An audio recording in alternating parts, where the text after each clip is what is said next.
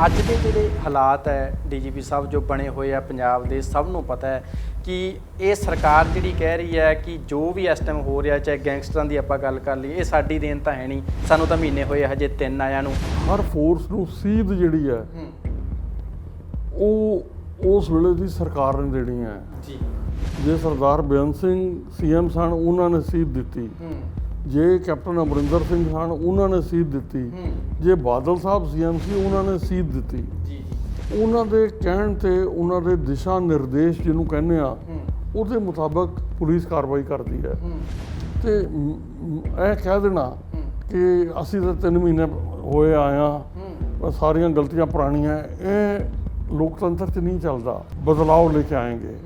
तो सब तो पहला डिसीजन की लिया, कुमार विश्वास को उठा लो, केस रजिस्टर करो, FIR उसको उठा के लेके आओ। अलका लांबा को उठा लो, उसी FIR रजिस्टर कर लिया। पुलिस की दुर्वरतों मैं इन्नी कांग्रेस दे वेले भी नहीं देखी। ਤੁਸੀਂ ਉਹਦੇ ਅੰਦਰ ਆਪਣੀਆਂ ਗਲਤੀਆਂ ਲੱਭੋ, ਉਹਨਾਂ ਨੂੰ ਠੀਕ ਕਰੋ। ਡੀਜੀਪੀ ਸਾਹਿਬ, ਗਲਤੀ ਕਿਵੇਂ ਲੱਭੀ ਜਾਊਗੀ? ਪਿਛਲੇ 10 ਮਹੀਨਿਆਂ ਦੇ ਵਿੱਚ 5ਵਾਂ ਡੀਜੀਪੀ ਹੁਣ ਜਿਹੜਾ ਹੈਗਾ ਅਪਾਇੰਟ ਹੋਇਆ। ਦੇਖੋ, ਜੇਕਰ ਤੁਸੀਂ ਲੱਖ ਸਵਾ ਲੱਖ ਦਾ ਜਿਹੜਾ ਹੈੱਡ ਹੈ ਉਹਨੂੰ ਇਗਨੋਰ ਕਰੋਗੇ, ਉਹਨੂੰ ਜ਼ੀਰੋ ਕਰੋਗੇ, ਤੇ ਫੋਰਸ ਨੂੰ ਜੋ ਮੈਸੇਜ ਜਾ ਰਿਹਾ ਹੈ ਉਹ ਸਿੱਧਾ ਠੀਕ ਮੈਸੇਜ ਨਹੀਂ ਜਾਏਗਾ, ਉਹ ਮੈਸੇਜ ਡਿਸਟੋਰਟ ਹੋਏਗਾ। ਜਿਹੜੇ ਬੰਦੇ ਨੇ ਲਿਖ ਕੇ ਦਿੱਤਾ ਹੋਊਗਾ ਵੀ ਸਿੱਧੂ ਮੂਸੇਵਾਲੇ ਨੂੰ ਕੋਈ ਖਤਰਾ ਹੈ ਨਹੀਂਗਾ, ਇਹਦੀ ਆਪਾਂ ਸਿਕਿਉਰਿਟੀ ਵਾਪਸ ਲੈਣ ਲੱਗੇ ਆ, ਹਾਲਾਂਕਿ ਉਹਨੂੰ ਥ੍ਰੈਟ ਜਿਹੜੇ ਹੈਗੇ ਆ, ਧਮਕੀਆਂ ਉਹਨੂੰ ਆ ਰਹੀਆਂ ਸੀ, ਉਹ ਬੰਦੇ ਦੀ ਜ਼ਿੰਮੇਵਾਰੀ ਨਹੀਂ ਬਣਦੀ ਕਿ ਵੀ ਉਹਨੇ ਜਿਹੜਾ ਸਿਕਿਉਰਿਟੀ ਤੁਸੀਂ ਦਿੱਤੀ ਕਿਉਂ? ਕਿਉਂਕਿ ਉਹਨੂੰ ਖਤਰਾ ਸੀ। ਜੀ ਜੀ। ਅੱਛਾ, ਵਿਡਰਾਅ ਕਰਨ ਵੇਲੇ ਵੀ ਤੁਹਾਨੂੰ ਥੋੜਾ ਸੋਚਣਾ ਚਾਹੀਦਾ ਸੀ ਵੀ ਕਿਹਨੂੰ ਖਤਰਾ ਕਿੰਨਾ ਹੈ। ਦੂਸਰਾ, ਸਿਰਫ ਉਹ ਵਿਡਰਾਅ ਹੀ ਨਹੀਂ ਕੀਤੀ ਗਈ। ਤੁਸੀਂ ਜਿੱਥੋਂ ਤੱਕ ਮੈਨੂੰ ਜੋ ਪਤਾ ਲੱਗ ਰਿਹਾ ਉਹ ਹੈਗਾ ਕਿ ਉਹਦੇ 'ਚ ਇਹਨਾਂ ਨੇ ਆਪਣੀ ਪਿੱਠ ਵੀ ਥਾਪੜੀ ਪਾਰਟੀ ਨੇ ਕਿ ਹਮਨੇ VIP ਕਲਚਰ ਖਤਮ ਕਰ ਦਿਆ ਹੈ। ਉਹਦੇ ਤੋਂ ਇਹ ਲੱਗਦਾ ਵੀ ਇਹ ਜਾਣ ਕੇ ਵਿਡਰਾਅ ਕੀਤੀ ਗਈ ਸੀ ਸਾਰੀ ਸਿਕਿਉਰਿਟੀ। ਹਾਲਾਤ ਇਹੋ ਜਿਹੇ ਬਣ ਗਏ ਜਿਹਦੇ ਅੰਦਰ ਪੰਜਾਬ ਦਾ ਇੱਕ ਹੋਣਹਾਰ ਨੌਜਵਾਨ ਜਿਹੜਾ ਮਾਰ ਦਿੱਤਾ ਗਿਆ। ਦੇਖੋ, ਮੈਂ ਸਿਕਿਉਰਿਟੀ 'ਚ ਕੰਮ ਕੀਤਾ ਹੈ। ਸਾਡੀ ਕੋਸ਼ਿਸ਼ ਕੀ ਹੁੰਦੀ ਸੀ, ਜਦੋਂ ਵਿਡਰਾਅ ਕਰੀਏ ਤੇ ਅਸੀਂ ਇੱਕ ਟੌਪ ਸੀਕਰਟ ਚਿੱਠੀ ਭੇਜੀ ਸੀ ਉਸ ਬੰਦੇ ਨੂੰ ਵੀ ਤੇਰੀ ਸਿਕਿਉਰਿਟੀ ਘਟਾ ਰਹੇ ਹਾਂ ਤੁਹਾਡੀ 4 ਦਿਨ ਲਈ ਜਾਂ 7 ਦਿਨ ਲਈ, ਤੇ ਤੁਹਾਨੂੰ ਅਸੀਂ ਐਡਵਾਈਜ਼ ਕਰਦੇ ਹਾਂ ਵੀ ਤੁਸੀਂ ਆਪਣੀਆਂ ਮੂਵਮੈਂਟਸ ਘਟਾ ਲਓ। ਜੋ ਮੌਜੂਦਾ ਹਾਲਾਤ ਹੈ, ਤੁਸੀਂ ਆਪਣੇ ਤਜਰਬੇ 'ਚੋਂ ਕੋਈ ਤਜਰਬਾ ਦੇਣਾ ਚਾਹੋਗੇ ਵੀ ਪੁਲਿਸ ਬਹੁਤ ਕੁਝ ਕਰ ਸਕਦੀ ਹੈ ਜੇ ਆਪਾਂ ਉਹ ਦੌਰ ਹੈਂਡਲ ਕਰ ਲਿਆ, ਇੱਥੇ ਵੀ ਹੈਂਡਲ ਹੋ ਸਕਦਾ। ਗੈਂਗਸਟਰਾਂ ਤੇ ਨੱਥ ਕਿਵੇਂ ਪਾਈ ਜਾਵੇ, ਸਭ ਤੋਂ ਵੱਡਾ ਸਵਾਲ ਇਸ ਟਾਈਮ ਇਹੀ ਹੈ ਜੀ। ਮੇਰੇ ਸੋਚਣ ਜਾਂ ਕਹਿਣ ਨਾਲ ਕੁਝ ਨਹੀਂ ਬਣਨਾ। ਅੱਛਾ ਜੀ। ਇਹ ਦਿਸ਼ਾ ਜਿਹੜੀ ਲੀਡਰ ਹੈ ਨਾ, ਦੇਖੋ ਘੋੜੇ ਦੇ ਉੱਤੇ ਜਿਹੜਾ ਸਵਾਰ ਬੈਠਾ ਹੁੰਦਾ ਨਾ, ਜੀ ਉਹ ਦਿਸ਼ਾ ਉਹਨਾਂ ਨੇ ਦਿਖਾਉਣੀ ਹੈ। 2015 ਦੇ ਵਿੱਚ ਇੱਕ ਬਰਗਾੜੀ ਬਹੁਤ ਵੱਡਾ ਗੁਰੂ ਗ੍ਰੰਥ ਸਾਹਿਬ ਦੀ ਬੇਅਦਬੀ ਹੁੰਦੀ ਹੈ। ਉਦੋਂ ਪਹਿਲਾਂ ਇੱਕ ਖਬਰ ਨਸ਼ਰ ਹੁੰਦੀ ਹੈ ਕਿ ਉਦੋਂ ਪਹਿਲਾਂ ਵਾਲੀ ਰਾਤ ਡੀਜੀਪੀ ਉਸ ਵੇਲੇ ਦੇ ਜਿਹੜੇ ਸੀਗੇ ਤੇ ਮੁੱਖ ਮੰਤਰੀ ਸੀ, ਉਹਨਾਂ ਦੀ ਰਾਤ ਨੂੰ ਬਹੁਤ ਵਾਰ ਫੋਨ ਤੇ ਗੱਲ ਹੁੰਦੀ ਹੈ। ਸਰਕਾਰ ਦੇ ਕਹਿਣ ਤੇ ਉਹ ਗੋਲੀ ਚੱਲੀ, ਜਾਂ ਫਿਰ ਡੀਜੀਪੀ ਰਾਤ ਨੂੰ ਇੰਨੇ ਵਾਰ ਕਿਉਂ ਮੁੱਖ ਮੰਤਰੀ ਦੇ ਨਾਲ ਫੋਨ ਤੇ ਗੱਲ ਕਰ ਰਹੇ ਸੀ? ਇਸ ਤਰੀਕੇ ਦੀ ਗੱਲ ਕੀ ਦਰਸਾਉਂਦੀ ਹੈ? ਤੁਸੀਂ ਡੀਜੀਪੀ ਸਾਹਿਬ ਰਹੇ ਹੋ। ਨਹੀਂ, ਜੇਕਰ ਫਰੀਦਕੋਟ ਦੇ SSP ਜਾਂ ਉਸ ਰੇਂਜ ਦੇ DIG ਕੀ ਉਹਨਾਂ ਨੇ ਫਾਇਰਿੰਗ ਕੀਤੀ ਸੀ? ਨਹੀਂ ਜੀ। ਉਹ ਜਿੰਨੀ ਵੀ ਫਾਇਰਿੰਗ ਹੋਈ ਹੈ ਉਹ ਸਾਰੇ ਅਫਸਰ ਬਾਹਰੋਂ ਭੇਜੇ ਗਏ ਸੀ। ਅੱਛਾ, ਜਿਹੜੀ ਉਹ ਗੱਲਬਾਤ ਇੰਨਾ ਟਾਈਮ ਹੋਈ ਹੈ, ਇੰਨੇ ਵਾਰ ਫੋਨ ਗਿਆ, ਉਧਰਲੇ ਪਾਸਿਓਂ ਮੁੱਖ ਮੰਤਰੀ ਦਾ ਆਇਆ, ਉਹਦੇ ਤੇ ਫਿਰ ਜਾਣੀ ਕਿ ਲੋਕ ਕਹਿੰਦੇ ਆ ਜਾਂ ਜਿਹੜੇ ਵਿਰੋਧੀ ਇਲਜ਼ਾਮ ਲਾਉਂਦੇ ਵੀ ਉਹ ਕੋਈ ਐਕਸ਼ਨ ਉਹਦੇ ਤੋਂ ਕਾਲ ਤੋਂ ਲਿਆ ਗਿਆ, ਫੋਨ ਤੋਂ? ਨਹੀਂ, ਦੇਖੋ ਕਦੇ ਵੀ ਜਿਹੜਾ ਬੰਦਾ ਸਪੌਟ ਤੇ ਹੈ ਨਾ, ਜੀ ਫਰਜ਼ ਕਰੋ ਮੈਨੂੰ ਮੁੱਖ ਮੰਤਰੀ ਕਹਿ ਦਿੰਦੇ ਵੀ ਉਡਾ ਦਿਓ ਗੋਲੀ ਨਾਲ, ਫਰਜ਼ ਕਰੋ, ਜੀ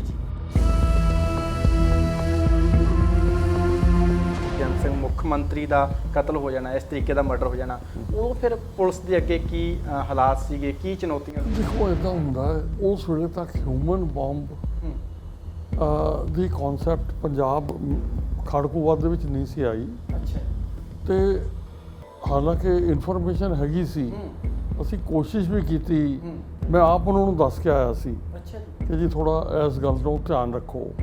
ਅੱਛਾ, ਬੇਅੰਤ ਸਿੰਘ ਨੂੰ ਤੁਸੀਂ ਖੁਦ ਮੁੱਖ ਮੰਤਰੀ ਦੱਸ ਕੇ ਆਏ ਸੀ? ਮੈਂ ਮਿਲ ਕੇ ਦੱਸ ਕੇ ਆਇਆ ਸੀ। ਅੱਛਾ, ਇਹ ਕਿੰਨੇ ਕੁ ਟਾਈਮ ਪਹਿਲਾਂ ਦੀ ਗੱਲ ਹੈ? ਉਹਨਾਂ ਦੇ 12 ਦਿਨ ਪਹਿਲਾਂ, 19 ਤਰੀਕ ਨੂੰ ਦੱਸ ਕੇ ਆਇਆ ਸੀ। 12 ਦਿਨ ਪਹਿਲਾਂ ਤੁਹਾਡੀ ਮੁਲਾਕਾਤ ਹੁੰਦੀ ਹੈ? ਹਾਂ, ਕਿਉਂਕਿ ਮੈਂ ਕਿਹਾ ਜੀ ਵੀ ਖਾੜਕੂ ਸਫਾ ਤੋਂ ਮੈਨੂੰ ਇਨਫੋਰਮੇਸ਼ਨ ਆਈ ਹੈ। ਅੱਛਾ ਜੀ।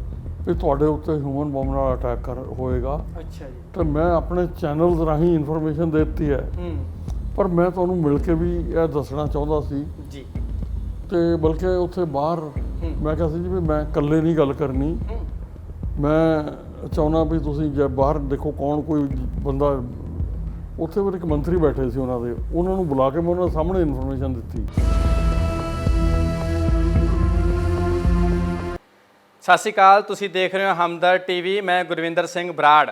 ਇਸ ਟਾਈਮ ਪੰਜਾਬ ਦੇ ਵਿੱਚ ਪਿਛਲੇ 10 ਮਹੀਨਿਆਂ ਦੀ ਗੱਲ ਕੀਤੀ ਜਾਵੇ ਤਾਂ 5ਵਾਂ ਡੀਜੀਪੀ ਜਿਹੜਾ ਹੈਗਾ ਉਹ ਲੱਗ ਚੁੱਕਿਆ।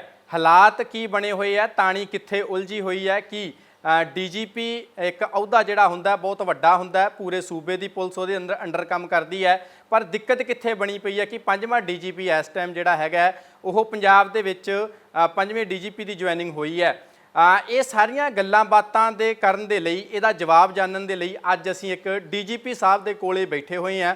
ਉਹਨਾਂ ਤੋਂ ਇੱਕ ਚੀਜ਼ ਜਾਣਾਂਗੇ ਕਿ ਦਿੱਕਤ ਕਿੱਥੇ ਆਉਂਦੀ ਹੈ।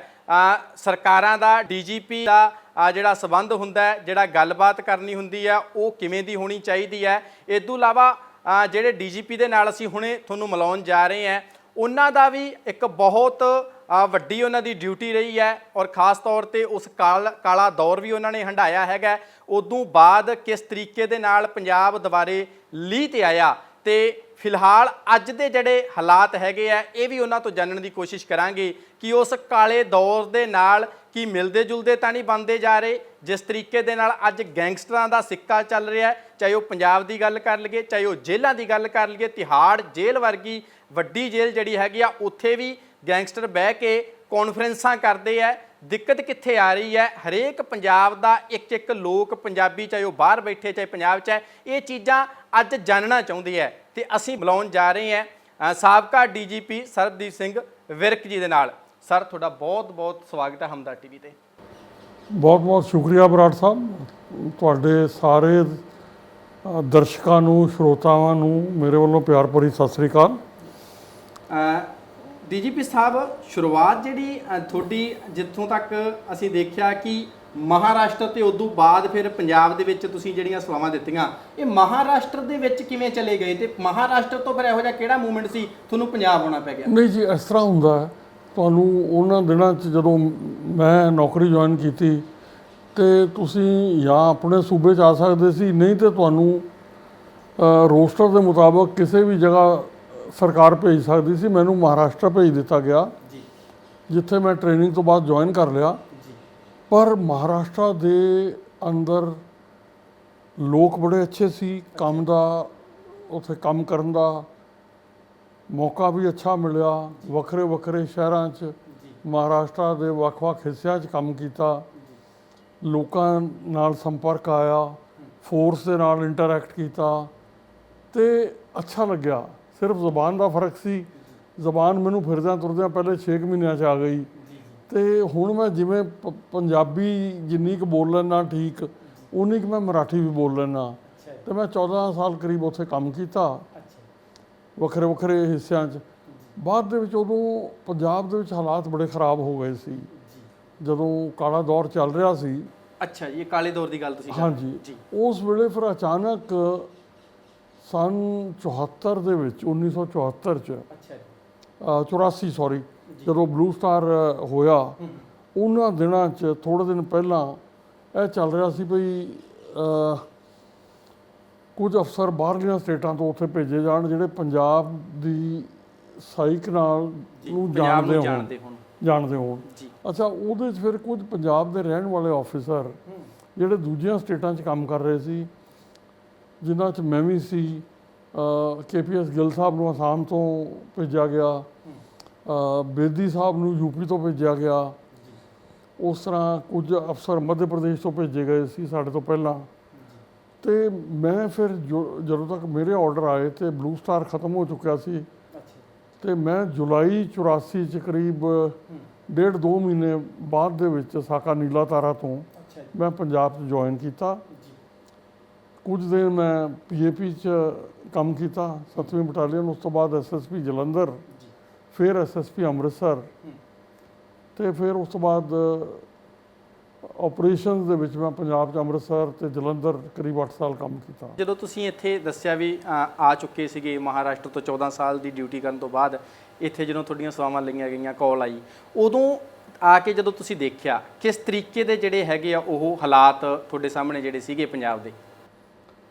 ਦੇਖੋ, ਇਸ ਤਰ੍ਹਾਂ ਹਿੰਸਾ ਦਾ ਦੌਰ ਚੱਲ ਰਿਹਾ ਸੀ, ਬਲੂ ਸਟਾਰ ਹੋ ਚੁੱਕਿਆ ਸੀ, ਪੰਜਾਬ 'ਚ ਵਾਰਦਾਤਾਂ ਘੱਟ ਸਨ ਪਰ ਬੇਚੈਨੀ ਬਹੁਤ ਸੀ, ਫਿਕਰਮੰਦੀ ਹੈਗੀ ਸੀ, ਜਿਹਨੂੰ ਆਪਾਂ ਅਨਰੈਸਟ ਕਹਿੰਦੇ ਆ, ਉਹ ਸਾਰੀ ਇੱਕ ਮਾਨਸਿਕ ਅਸ਼ਾਂਤੀ ਹੈਗੀ ਸੀ, ਪਬਲਿਕ ਦੇ ਅੰਦਰ ਡਰ, ਖੌਫ, ਉਹ ਭਾਵਨਾਵਾਂ ਹੈਗੀਆਂ ਸੀ।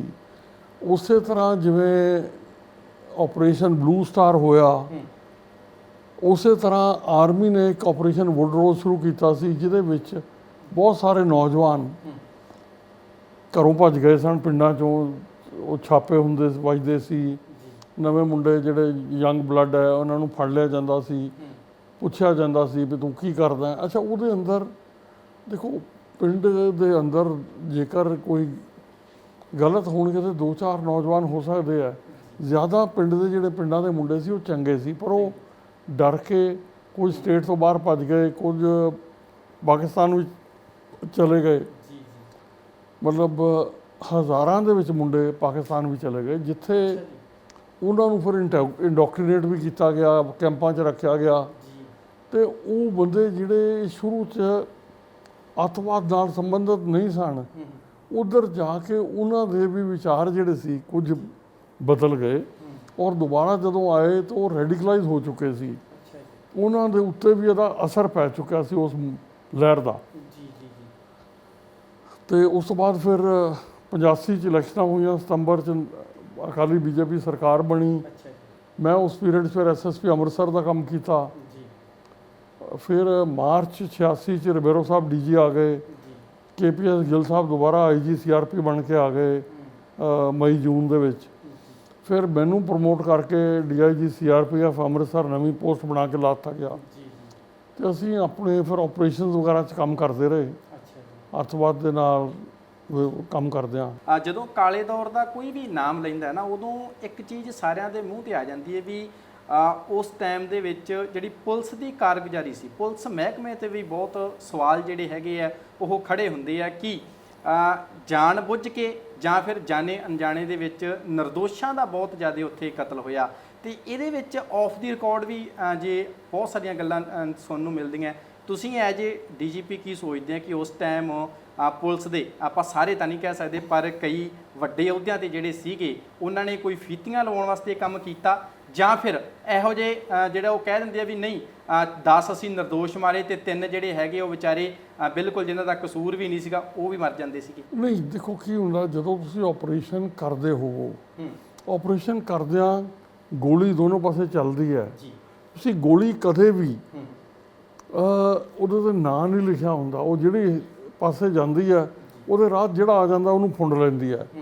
ਅਤੇ ਉਹਦੇ ਅੰਦਰ ਕਈ ਵਾਰੀ ਮੈਂ ਇਹੋ ਜਿਹੇ ਕੇਸ ਦੇਖੇ ਜਿੱਥੇ ਮਤਲਬ ਇਨੋਸੈਂਟ ਮੁੰਡੇ ਵੀ ਮਰੇ ਆ, ਪਰ ਉਹ ਮੈਂ ਜ਼ਿਆਦਾ ਜਿਹੜੇ ਦੇਖੇ ਉਹ ਇਸ ਤਰ੍ਹਾਂ ਹੁੰਦਾ ਵੀ ਕਦੇ ਵੀ ਪੁਲਿਸ ਦਾ ਕੰਮ ਜਿਹੜਾ ਨਾ ਉਹ ਨਿਰਦੋਸ਼ ਨੂੰ ਮਾਰਨਾ ਨਹੀਂ ਹੈ। ਮੇਰੇ ਖਿਆਲ ਦੇ ਵਿੱਚ ਮਤਲਬ ਮੇਰੀ ਹਮੇਸ਼ਾ ਕੋਸ਼ਿਸ਼ ਰਹੀ ਹੈ ਵੀ ਜਿਹੜਾ ਵੀ ਬੰਦਾ ਵਿਕਟਿਮ ਹੈ, ਨਿਰਦੋਸ਼ ਹੈ, ਸਫਰ ਕਰ ਰਿਹਾ, ਉਹਨੂੰ ਇਨਸਾਫ ਦਿਵਾਉਣ 'ਚ ਮਦਦ ਕਰਨੀ ਚਾਹੀਦੀ ਹੈ, ਔਰ ਜਿਹੜਾ ਵੀ ਬੰਦਾ ਧੱਕਾ ਕਰ ਰਿਹਾ ਹੈ ਉਹ ਕਿੰਨਾ ਵੀ ਵੱਡਾ ਹੋਏ ਉਹਨੂੰ ਸਜ਼ਾ ਦਿਵਾਉਣੀ ਚਾਹੀਦੀ ਹੈ। ਪਰ ਕੀ ਹੁੰਦਾ, ਹੱਥ ਦੀਆਂ ਸਾਰੀਆਂ ਉਂਗਲਾਂ ਬਰਾਬਰ ਨਹੀਂ ਹੁੰਦੀਆਂ, ਅਤੇ ਬਾਕੀ ਜਦੋਂ ਵਾਰ ਲਾਈਕ ਸਿਚੁਏਸ਼ਨ ਹੋਵੇ, ਕ੍ਰਾਈਸਿਸ ਆਇਆ ਹੋਇਆ ਹੋਵੇ, ਅਤੇ ਬਹੁਤ ਸਾਰੀਆਂ ਚੀਜ਼ਾਂ ਜਿਸ ਤਰ੍ਹਾਂ ਲਿਖੇ ਹੋਏ ਦੇ ਮੁਤਾਬਕ ਕਿਤਾਬੀ ਢੰਗ ਨਾਲ ਨਹੀਂ ਹੋ ਸਕਦੀਆਂ, ਉਹਦੇ ਅੰਦਰ ਬਹੁਤ ਵਾਰੀ ਗਲਤੀਆਂ ਵੀ ਹੁੰਦੀਆਂ। ਔਰ ਕਈ ਵਾਰੀ ਸਾਡੇ ਅੰਦਰ ਵੀ ਦੇਖੋ, ਪੁਲਿਸ ਦੇ ਅੰਦਰ ਵੀ ਸਾਰੇ ਚੰਗੇ ਬੰਦੇ ਨਹੀਂ ਹੁੰਦੇ, ਕਾਲੀਆਂ ਭੇਡਾਂ ਸਾਡੇ 'ਚ ਵੀ ਹੈਗੀਆਂ, ਅਤੇ ਉਹਦੇ 'ਚ ਕਈ ਬੰਦਿਆਂ ਨੇ ਗਲਤ ਕੰਮ ਕੀਤੇ ਹੋਣਗੇ, ਬੜਿਆਂ ਨੂੰ ਸਜ਼ਾਵਾਂ ਵੀ ਮਿਲੀਆਂ, ਕਈ ਪੁਲਿਸ ਅਫਸਰਾਂ ਨੂੰ ਉਮਰ ਕੈਦ ਦੀ ਸਜ਼ਾ ਵੀ ਹੋਈ ਹੈ, ਕਈ ਉਹਨਾਂ 'ਚ ਤੰਗ ਆ ਕੇ ਖੁਦਕਸ਼ੀ ਵੀ ਕਰ ਗਏ। ਅੱਛਾ, ਉਹਦੇ 'ਚ ਮੈਂ ਨਹੀਂ ਕਹਿੰਦਾ ਵੀ ਐਕਸੈਸਿਸ ਨਹੀਂ ਹੋਈਆਂ ਨੇ, ਪਰ ਕੋਸ਼ਿਸ਼ ਇਹ ਕੀਤੀ ਗਈ ਵੀ ਜਿਹੜਿਆਂ ਨੇ ਵੀ ਕੀਤੀਆਂ ਐਕਸੈਸਿਸ ਉਹਨਾਂ ਨੂੰ ਵੱਖ ਕੀਤਾ ਜਾਵੇ ਅਤੇ ਉਹਨਾਂ ਨੂੰ ਸਜ਼ਾ ਦਿਵਾਈ ਜਾਵੇ। ਵੀ ਆਫ ਦੀ ਰਿਕਾਰਡ ਇਹੋ ਜਿਹੇ ਬਹੁਤ ਸਾਰੇ ਪੁਲਿਸ ਮੁਲਾਜ਼ਮ ਹੈਗੇ ਸੀਗੇ ਜਿਹੜੇ ਉਸ ਟਾਈਮ ਦਾ ਜਿਨ੍ਹਾਂ ਨੇ ਦੌਰ ਹੰਢਾਇਆ, ਤੇ ਉਹਨਾਂ ਨੇ ਨਾ ਆਫ ਦੀ ਰਿਕਾਰਡ ਇੱਕ ਗੱਲ ਕੀਤੀ। ਉਹ ਕਹਿੰਦੇ ਵੀ ਉਸ ਟਾਈਮ ਕੁਛ ਕੁ ਪੁਲਿਸ ਵਾਲੇ ਸੀਗੇ, ਉਹ ਕੀ ਕਰਦੇ ਸੀਗੇ ਵੀ ਜਦੋਂ ਉਹਨਾਂ ਨੂੰ ਪਤਾ ਲੱਗਿਆ ਨਾ ਵੀ ਅੱਜ ਕੋਈ ਬੰਦਾ ਕੋਈ ਮੁੰਡਾ ਮੈਨੂੰ ਨਹੀਂ ਮਿਲਿਆ, ਤੇ ਉਹ ਪੁਲਿਸ ਵਾਲਾ ਝੜਕਾ ਦਿੰਦਾ ਸੀਗਾ। ਇਹ ਵੀ ਗੱਲ ਉਹ ਕਹਿੰਦੇ ਵੀ ਅਸੀਂ ਕਰਦੇ ਰਹੇ ਹਾਂ। ਤੇ ਤੁਹਾਡਾ ਵੱਡੇ ਲੈਵਲ ਤੇ ਤੁਸੀਂ ਹੋ, ਇਹ ਜ਼ਰੂਰ ਦੱਸੋ ਵੀ ਉਸ ਟਾਈਮ ਜਿਹੜਾ ਫਿਰ ਇੱਕ ਜ਼ਿੰਮੇਵਾਰੀ ਦਿੱਤੀ ਜਾਂਦੀ ਸੀ ਪੁਲਿਸ ਨੂੰ, ਉਹ ਇਹੀ ਕਿਹਾ ਗਿਆ ਸੀਗਾ ਵੀ ਜੋ ਮਰਜ਼ੀ ਹੋ ਜੇ ਆਪਾਂ ਇਹ ਖਾੜਕੂਵਾਦ ਖਤਮ ਕਰਨਾ ਹੈ, ਜਾਂ ਫਿਰ ਤੁਹਾਨੂੰ ਕੋਈ ਇਹੋ ਜਿਹਾ ਬੰਦੇ ਵੀ ਉਹਦੇ ਵਿੱਚ ਦਿਖ ਜਾਂਦੇ ਸੀ, ਜਾਂ ਤੁਹਾਨੂੰ ਪਤਾ ਹੁੰਦਾ ਸੀ ਯਾਰ ਆਹ ਨਿਰਦੋਸ਼ ਹੈਗੇ ਆ, ਕਿਤੇ ਨਾ ਕਿਤੇ ਆਪਾਂ ਜੋ ਕਰ ਰਹੇ ਹਾਂ ਗਲਤ ਕਰ ਰਹੇ ਹਾਂ? ਨਹੀਂ, ਮੈਂ ਤੁਹਾਨੂੰ ਦੱਸਦਾ ਜੀ, ਦੇਖੋ ਬਹੁਤ ਵਾਰੀ ਬੜੇ ਉਹਦੇ 'ਚ ਨਿਰਦੋਸ਼ ਬੰਦੇ ਵੀ ਜਿਹੜੇ ਜੋਸ਼ 'ਚ ਆ ਕੇ, ਦੇਖੋ ਪੰਜਾਬੀ ਨੌਜਵਾਨ ਜਿਹੜਾ ਨਾ, ਖਾਸ ਤੌਰ ਤੇ ਪੰਜਾਬੀ ਜਨਰਲ ਔਰ ਸਿੱਖ ਇਨ ਪਰਟੀਕੂਲਰ, ਅੱਛਾ ਇਹ ਥੋੜ੍ਹੇ ਜਿਹੇ ਨਾ ਜੋਸ਼ ਦੇ ਵਿੱਚ ਆ ਜਾਂਦੇ ਆ। ਤੇ ਮੈਂ ਉਹਦੇ 'ਚ ਕਈ ਵਾਰੀ ਕੰਮ ਕਰਦੇ ਹਾਂ। ਹੁਣ ਇੱਕ ਮੁੰਡਾ ਫੜਿਆ, ਉਹ ਐਮਏ 'ਚ ਪੜ੍ਹ ਰਿਹਾ ਸੀ। ਉਹਦੇ ਫਾਦਰ ਕਿਸੇ ਹੋਰ ਸਟੇਟ ਦੇ ਵਿੱਚ ਚੰਗੇ ਅਹੁਦੇ ਤੇ ਸਨ। ਉਹਨਾਂ ਨੇ ਆਪਣੇ ਵੱਲੋਂ ਮੁੰਡੇ ਨੂੰ ਪੜ੍ਹਨ ਲਈ ਯੂਨੀਵਰਸਿਟੀ ਅੰਮ੍ਰਿਤਸਰ ਭੇਜਿਆ ਸੀ। ਉਹ ਮੁੰਡਾ ਉੱਥੋਂ ਆਪਣੇ ਦੋਸਤਾਂ ਦੇ ਨਾਲ ਇਫੈਕਟ ਹੋ ਕੇ ਦਰਬਾਰ ਸਾਹਿਬ ਆ ਕੇ ਫੈਡਰੇਸ਼ਨ 'ਚ ਕੰਮ ਕਰਨ ਲੱਗ ਪਿਆ ਸੀ। ਅੱਛਾ, ਉਹਨੂੰ ਇੱਕ ਦਿਨ ਫੜ ਲਿਆ। ਅੱਛਾ, ਹੁਣ ਉਹ ਇੱਕ ਦੋ ਕੇਸਾਂ 'ਚ ਨਾਲ ਵੀ ਗਿਆ ਸੀ, ਪਰ ਉਹਦਾ ਰੋਲ ਬੜਾ ਲਿਮਿਟਡ ਸੀ। ਉਹ ਬੇਸਿਕਲੀ ਐਮਏ 'ਚ ਪੜ੍ਹਦਾ ਹੋਇਆ ਮੁੰਡਾ ਸੀ, ਉਹ ਚੰਗੇ ਘਰ ਦਾ। ਅੱਛਾ, ਮੈਂ ਉਹਦੇ ਫਾਦਰ ਨੂੰ, ਮੈਂ ਉਹਨੂੰ ਪਾਸੇ ਕਰਕੇ ਉਹਦੇ ਫਾਦਰ ਨੂੰ ਬੁਲਾਇਆ ਤੇ ਸਮਝਾਇਆ ਵੀ ਤੁਹਾਡਾ ਮੁੰਡਾ, ਉਹ ਬੜਾ ਹੈਰਾਨ ਹੋਇਆ ਕਿ ਇਹ ਹੋ ਨਹੀਂ ਸਕਦਾ। ਫਿਰ ਮੈਂ ਦੱਸਿਆ ਕਿ ਤੁਹਾਡੇ ਮੁੰਡੇ ਨੂੰ ਅਸੀਂ ਫੜਿਆ ਹੋਇਆ, ਪਰ ਤੁਸੀਂ ਉਹਨੂੰ ਨਾਲ ਲੈ ਕੇ ਜਾਓ, ਉਹਦੇ 'ਤੇ ਗੁੱਸਾ ਵੀ ਨਾ ਕਰੋ। ਕਿਉਂ ਹੋ ਸਕਦਾ ਬੱਚਾ ਜੋਸ਼ 'ਚ ਆ ਕੇ ਚਲਾ ਗਿਆ ਯਾਰਾਂ ਦੋਸਤਾਂ ਦੇ ਨਾਲ, ਤੇ ਉਹਨੂੰ ਜਾ ਕੇ ਸਮਝਾਓ। ਮੈਂ ਵੀ ਉਹਦਾ ਬ੍ਰੇਨ ਵਾਸ਼ ਕੀਤਾ ਹੈ, ਤੇ ਮੈਨੂੰ ਯਕੀਨ ਹੈ ਕਿ ਉਹ ਮੁੰਡਾ ਕਿਤੇ ਮੁੱਖ ਧਾਰਾ 'ਚ ਆ ਕੇ ਚੰਗੀ ਪੋਜੀਸ਼ਨ 'ਤੇ ਹੋਏਗਾ। ਬੜਾ ਅੱਛਾ ਪੜ੍ਹਨ 'ਚ ਹੈਗਾ ਸੀ। ਉਸ ਤਰ੍ਹਾਂ ਬਹੁਤ ਮੁੰਡੇ ਮੈਂ ਕੋਸ਼ਿਸ਼ ਕੀਤੀ ਕਿ ਅੱਤਵਾਦ 'ਚੋਂ ਕੱਢ ਕੇ ਮੁੱਖ। ਦੇਖੋ ਸਾਡਾ ਜਿਹੜਾ ਸਿਸਟਮ ਹੈ ਨਾ, ਇਹਦੇ ਅੰਦਰ ਅੱਤਵਾਦ, ਕ੍ਰਾਈਮ, ਇਹ ਵਨ ਵੇ ਟ੍ਰੈਫਿਕ ਹੈ। ਜਾਣ ਦੇ ਲਈ ਬੜੇ ਰਸਤੇ ਨੇ, ਆਉਣ ਲਈ ਕੋਈ ਵੀ ਹੈ ਨਹੀਂ। ਤੁਸੀਂ ਇਹ ਵਨ ਵੇ ਰੋਡ ਹੈ। ਅੱਛਾ, ਹੁਣ ਜੇਕਰ ਕੋਈ ਆਉਣਾ ਵੀ ਚਾਹੇ, ਸਾਡਾ ਸਿਸਟਮ ਉਹਨੂੰ ਪਰਮਿਟ ਨਹੀਂ ਕਰੇਗਾ। ਅੱਛਾ, ਜੇ ਸਿਸਟਮ ਨੂੰ ਕਿਸੇ ਤਰ੍ਹਾਂ ਇੱਧਰ ਉੱਧਰ ਕਰਕੇ ਲਿਆਉਣ ਦੀ ਕੋਸ਼ਿਸ਼ ਵੀ ਕਰੀਏ, ਉਹਦੇ ਸਾਥੀ ਉਹਨੂੰ ਆਉਣ ਨਹੀਂ ਦੇਣਗੇ। ਅੱਛਾ, ਜੇ ਸਾਥੀ ਆ ਜਾਣ ਦੇਣਗੇ ਤੇ ਸਾਡੀ ਜਿਹੜਾ ਪੁਲਿਸ ਮਹਿਕਮਾ ਹੈ, ਉਹ ਉਹਨੂੰ ਹਮੇਸ਼ਾ ਸ਼ੱਕੀ ਦੀ ਲਿਸਟ 'ਚ ਰੱਖੇਗਾ। ਇੱਕ ਅਫਸਰ ਜਿਹੜਾ ਉਹਨੂੰ ਲੈ ਕੇ ਆਇਆ, ਉਹ ਜਦੋਂ ਚਲਾ ਜਾਂਦਾ, ਉਦੋਂ ਬਾਅਦ ਉਹ ਮੁੰਡਾ ਫਿਰ ਉਨਾ ਹੀ ਡੇਂਜਰ ਨੂੰ ਫਿਰ ਐਕਸਪੋਜ਼ ਹੋ ਜਾਂਦਾ ਹੈ। ਉਹ ਸ਼ੱਕੀ ਦੀ ਮੋਹਰ ਉਹਦੇ ਉੱਤੇ ਲੱਗੀ ਰਹੇਗੀ, ਤੇ ਮਤਲਬ ਕਿਤੇ ਵੀ ਗੱਲ ਹੁੰਦੀ ਉਹਦਾ ਨਾਂ ਆ ਜਾਂਦਾ। ਹਾਂ, ਉਹਦਾ ਨਾਂ ਆ ਜਾਂਦਾ। ਤੇ ਦੇਖੋ ਇਹ ਇੱਕ ਬੜਾ ਨਾ ਡੈਲੀਕੇਟ ਜਿਹਾ ਸਬਜੈਕਟ ਹੈਗਾ, ਜਿਹਨੂੰ ਮੇਰੇ ਖਿਆਲ ਦੇ ਵਿੱਚ ਵੀ ਜਿਹੜਾ ਨੌਜਵਾਨ ਇਸ ਤਰ੍ਹਾਂ ਭਟਕ ਜਾਏ ਰਾਹ ਤੋਂ, ਉਹਨੂੰ ਦੁਬਾਰਾ ਰਸਤੇ 'ਤੇ ਲਿਆਉਣ ਦੀ ਲੋੜ ਹੈ। ਔਰ ਉਹਦੇ ਅੰਦਰ ਫਿਰ ਅਸੀਂ ਕੋਸ਼ਿਸ਼ ਕੀਤੀ ਕਿ ਵੀ ਗਿੱਲ ਸਾਹਿਬ ਦੇ ਸਾਹਮਣੇ ਵੀ, ਰਿਬੇਰੋ ਸਾਹਿਬ ਦੇ ਸਾਹਮਣੇ ਵੀ, ਅਸੀਂ ਬਹੁਤ ਸਾਰੇ ਮੁੰਡਿਆਂ ਨੂੰ ਸਰੈਂਡਰ ਕਰਾ ਲੈਂਦੇ ਸੀ। ਪਿੰਡ ਵਾਲਿਆਂ ਨੂੰ, ਰਿਸ਼ਤੇਦਾਰਾਂ ਨੂੰ, ਪੇਰੈਂਟਸ ਨੂੰ ਕਹਿ ਕੇ। ਔਰ ਫਿਰ ਅਸੀਂ ਕੋਸ਼ਿਸ਼ ਕਰਦੇ ਸਾਂ ਵੀ ਕਿਸੇ ਤਰ੍ਹਾਂ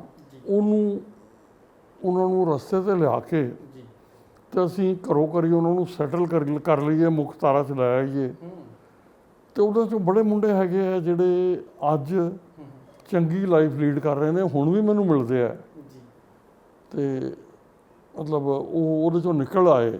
ਮਤਲਬ ਇਹ ਕਹਿਣਾ ਕਿ ਸਾਰਿਆਂ ਕੁਝ ਗਲਤ ਹੋਇਆ ਨਹੀਂ। ਦੇਖੋ ਹਿੰਸਾ ਹੈਗੀ ਸੀ, ਲਹਿਰ ਚੱਲ ਰਹੀ ਸੀ, ਤੇ ਮੈਨੂੰ ਉਸ ਵੇਲੇ ਕਈ ਵਾਰੀ ਜਦੋਂ ਸੀਨੀਅਰ ਅਫਸਰਾਂ ਨਾਲ ਮੀਟਿੰਗ ਹੋਣੀਆਂ, ਚਰਚਾਵਾਂ ਹੋਣੀਆਂ, ਤੇ ਅਸੀਂ ਹਾਲਾਤ ਨੋਰਮਲ ਕਰਨ ਦੇ ਵਿੱਚ ਸਫਲ ਹੋ ਜਾਵਾਂਗੇ, ਇਹ ਜਾਪਦਾ ਨਹੀਂ ਸੀ। ਬੜਾ ਔਖਾ ਕੰਮ ਸੀ। ਅੱਛਾ, ਇਹ ਕਿਦੋਂ ਦੀ ਗੱਲ ਤੁਸੀਂ ਦੱਸ ਰਹੇ ਜਦੋਂ ਤੁਹਾਨੂੰ ਇਹ ਲੱਗਦਾ ਸੀ ਇਹ ਦੇਖੋ 87, 88, 99, ਦੇਖੋ ਉਸ ਵੇਲੇ ਕੀ ਹੋਇਆ, ਬਹੁਤ ਸਾਰਿਆਂ ਲੋਕਾਂ ਨੂੰ, ਨੌਜਵਾਨ ਤਬਕਾ ਜਿਹੜਾ ਅੱਜ ਦਾ ਹੈ, ਪੀੜ੍ਹੀ, ਇਹਨਾਂ ਨੂੰ ਉਸ ਵੇਲੇ ਦੇ ਹਾਲਾਤ ਪਤਾ ਨਹੀਂ ਵੀ ਕੀ ਹੋਇਆ ਸੀ। ਸਿਰਫ ਸੁਣਿਆ ਜੀ ਅਸੀਂ, ਹਾਂ ਦੇਖਿਆ ਨਹੀਂ। ਹਾਂ, ਨਹੀਂ, ਬੜਿਆਂ ਨੂੰ ਉਹਦੀਆਂ ਜਿਹੜੀਆਂ ਇੰਟਰੀਕੇਟ ਡਿਟੇਲਸ ਨੇ ਉਹ ਵੀ ਪਤਾ ਨਹੀਂ। ਅੱਛਾ ਜੀ।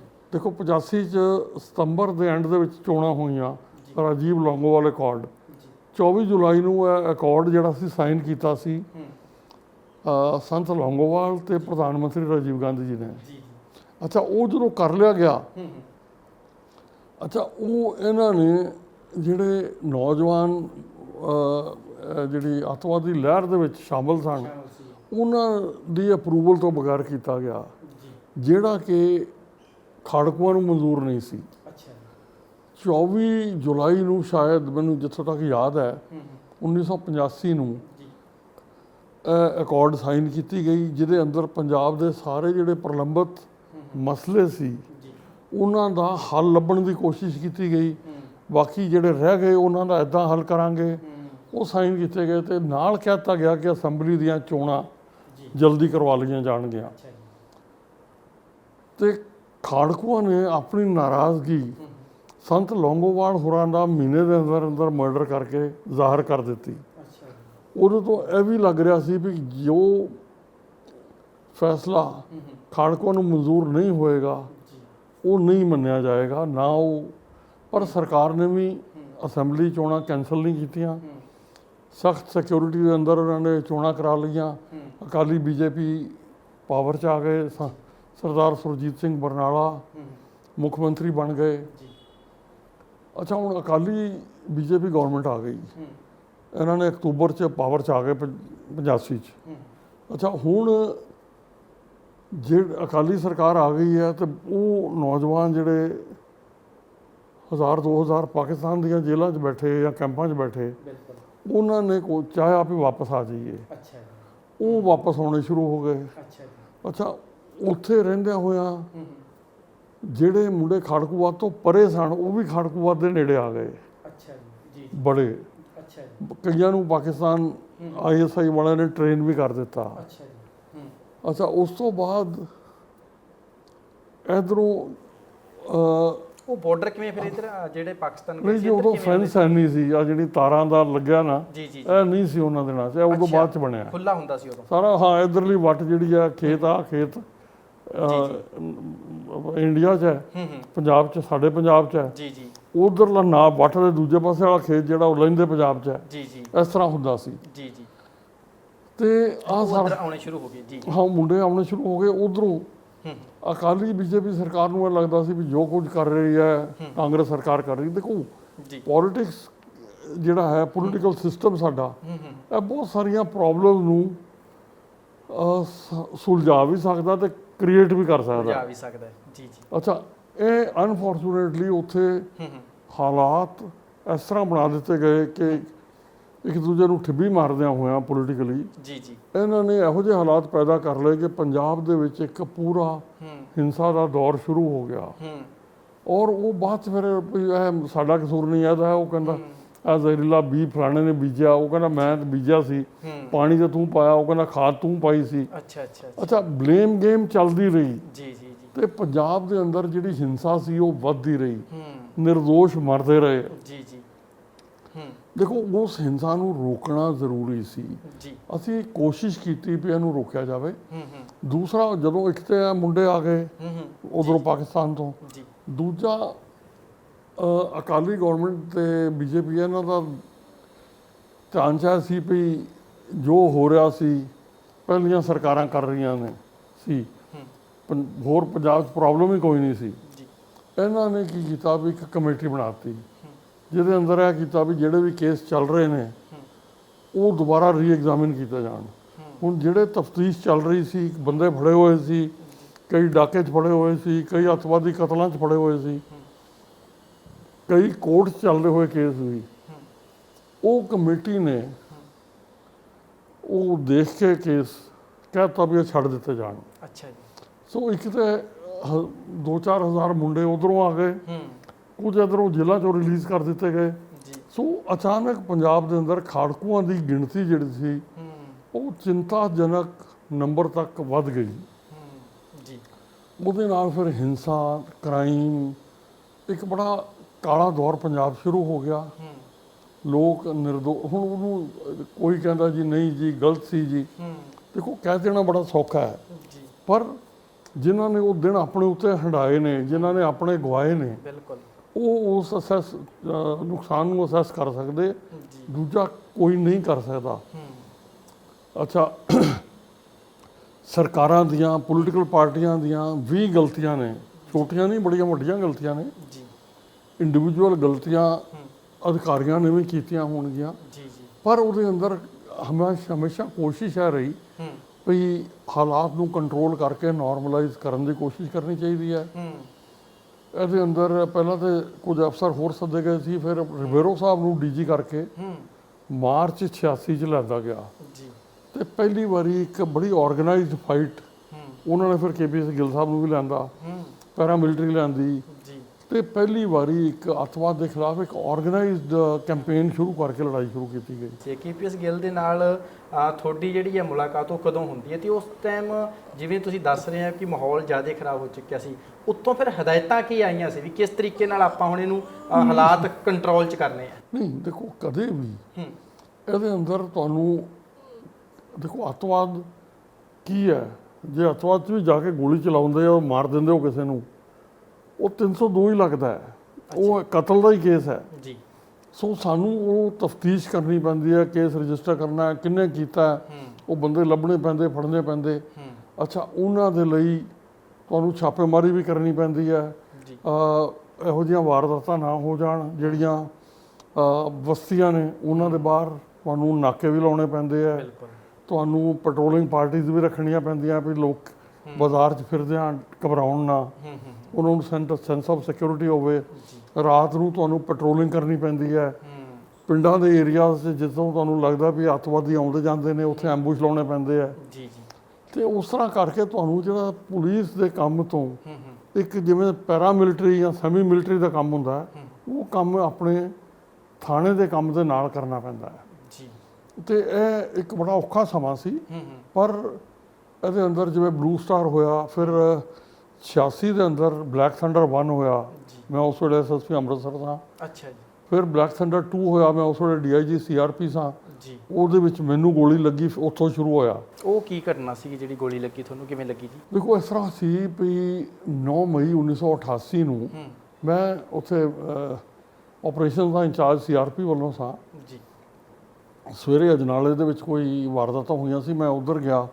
ਉੱਥੇ ਮੈਨੂੰ ਉਸ ਵੇਲੇ ਦੇ DC ਅੰਮ੍ਰਿਤਸਰ ਸਰਬਜੀਤ ਸਿੰਘ ਹੋਰੀ ਮਿਲ ਗਏ, ਕਿਸੇ ਡੇਰੇ 'ਤੇ ਇੱਦਾਂ ਹੀ ਵਿਜ਼ਿਟ ਕਰਦਿਆਂ। ਤੇ ਉਹ ਦੇਖ ਕੇ ਮੈਂ ਉੱਥੋਂ ਜਦੋਂ ਵਾਪਸ ਆ ਰਹੇ ਸੀ ਤੇ ਅਸੀਂ ਇਕੱਠੇ ਆ ਗਏ। ਮੈਂ ਉਹਨਾਂ ਦਾ ਦਫ਼ਤਰ ਲਾਇਆ 12 ਸਵਾ 12, ਮੈਂ CRPF ਕੰਟਰੋਲ ਰੂਮ ਚਲਾ ਗਿਆ।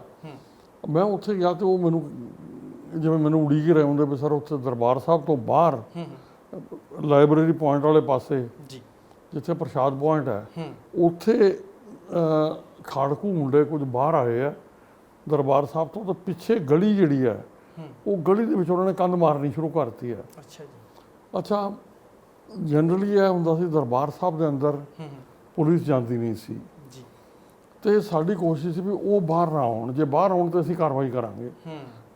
ਤੇ ਉਹ ਕਹਿੰਦੇ ਜੀ ਉਹਨਾਂ ਨੇ ਧਮਕੀ ਦਿੱਤੀ ਵੀ ਗੋਲੀ ਚੱਲੇਗੀ। ਅੱਛਾ, ਮੇਰਾ ਇਹ ਕਹਿਣਾ ਸੀ ਵੀ ਕੰਧ ਬਣਨ ਤੋਂ ਬਾਅਦ ਜੋ ਗੋਲੀ ਚੱਲੇਗੀ ਉਹਦੇ ਸਾਡਾ ਨੁਕਸਾਨ ਜ਼ਿਆਦਾ ਹੋਏਗਾ। ਸਾਡੀਆਂ ਪਿਕਟਸ ਹਰ ਪਾਸੇ ਹੈਗੀਆਂ ਸੀ ਦਰਬਾਰ ਸਾਹਿਬ ਦੇ ਬਾਹਰ। ਅੱਛਾ ਜੀ। ਤੇ ਸਾਨੂੰ ਆਪਣੀਆਂ ਪਿਕਟਸ ਤੱਕ ਪਹੁੰਚਣਾ ਵੀ ਜੇ ਗਲੀਆਂ ਬੰਦ ਕਰ ਦੇਣਗੇ ਔਖਾ ਹੋ ਜਾਊ, ਤੇ ਗਲੀ ਕੋਈ ਬੰਦ ਨਾ ਹੋਣ ਦਿਓ। ਅੱਛਾ ਜੀ।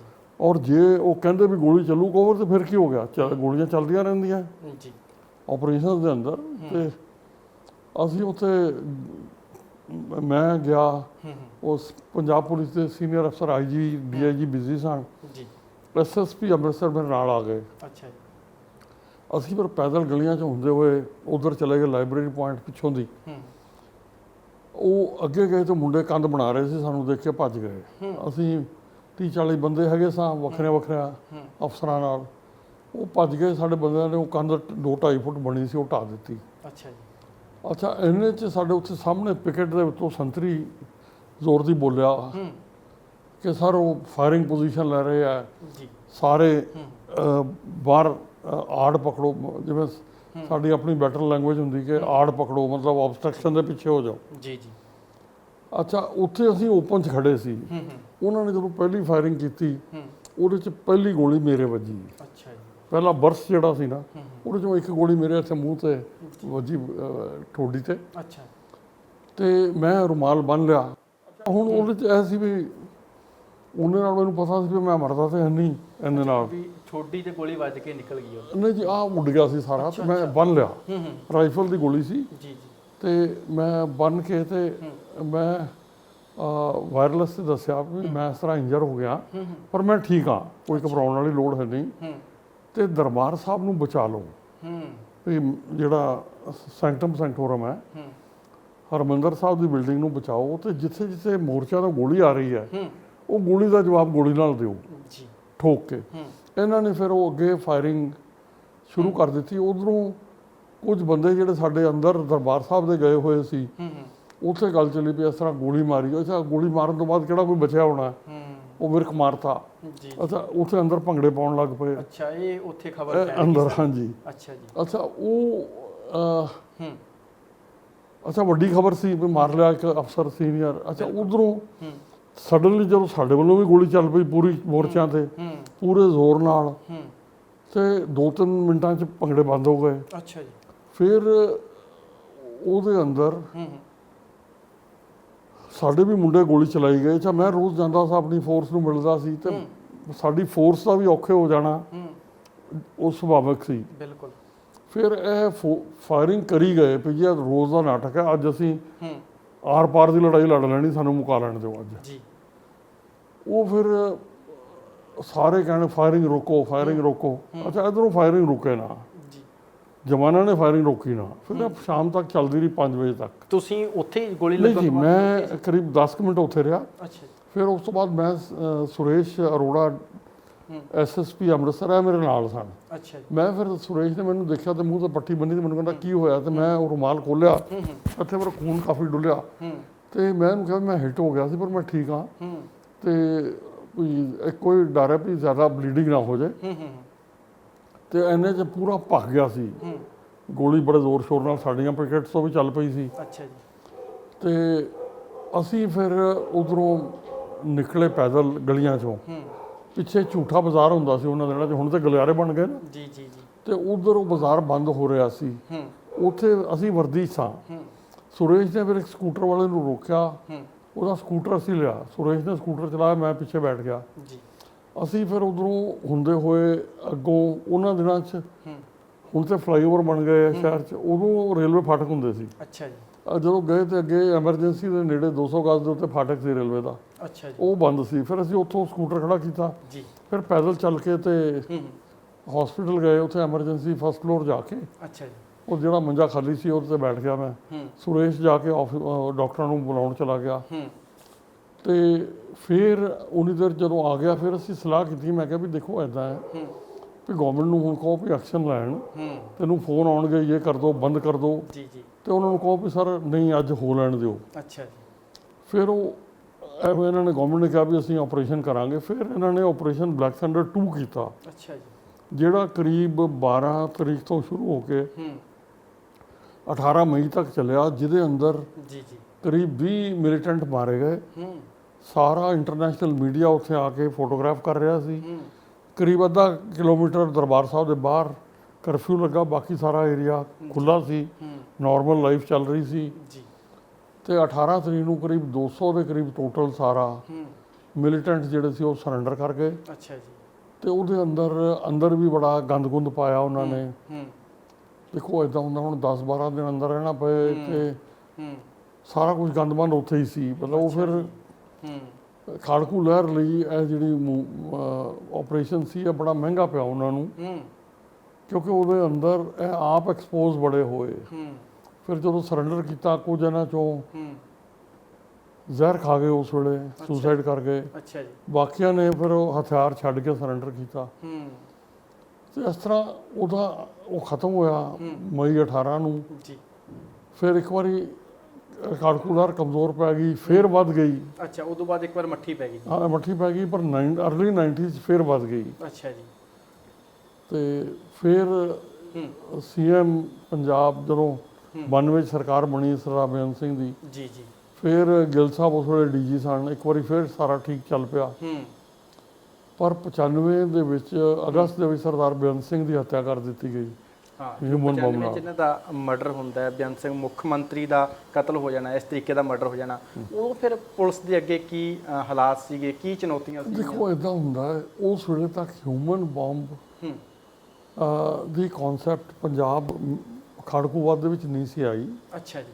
ਤੇ ਹਾਲਾਂਕਿ ਇਨਫੋਰਮੇਸ਼ਨ ਹੈਗੀ ਸੀ, ਅਸੀਂ ਕੋਸ਼ਿਸ਼ ਵੀ ਕੀਤੀ, ਮੈਂ ਆਪ ਉਹਨਾਂ ਨੂੰ ਦੱਸ ਕੇ ਆਇਆ ਸੀ ਅੱਛਾ ਜੀ ਕਿ ਜੀ ਥੋੜਾ ਇਸ ਗੱਲ ਨੂੰ ਧਿਆਨ ਰੱਖੋ।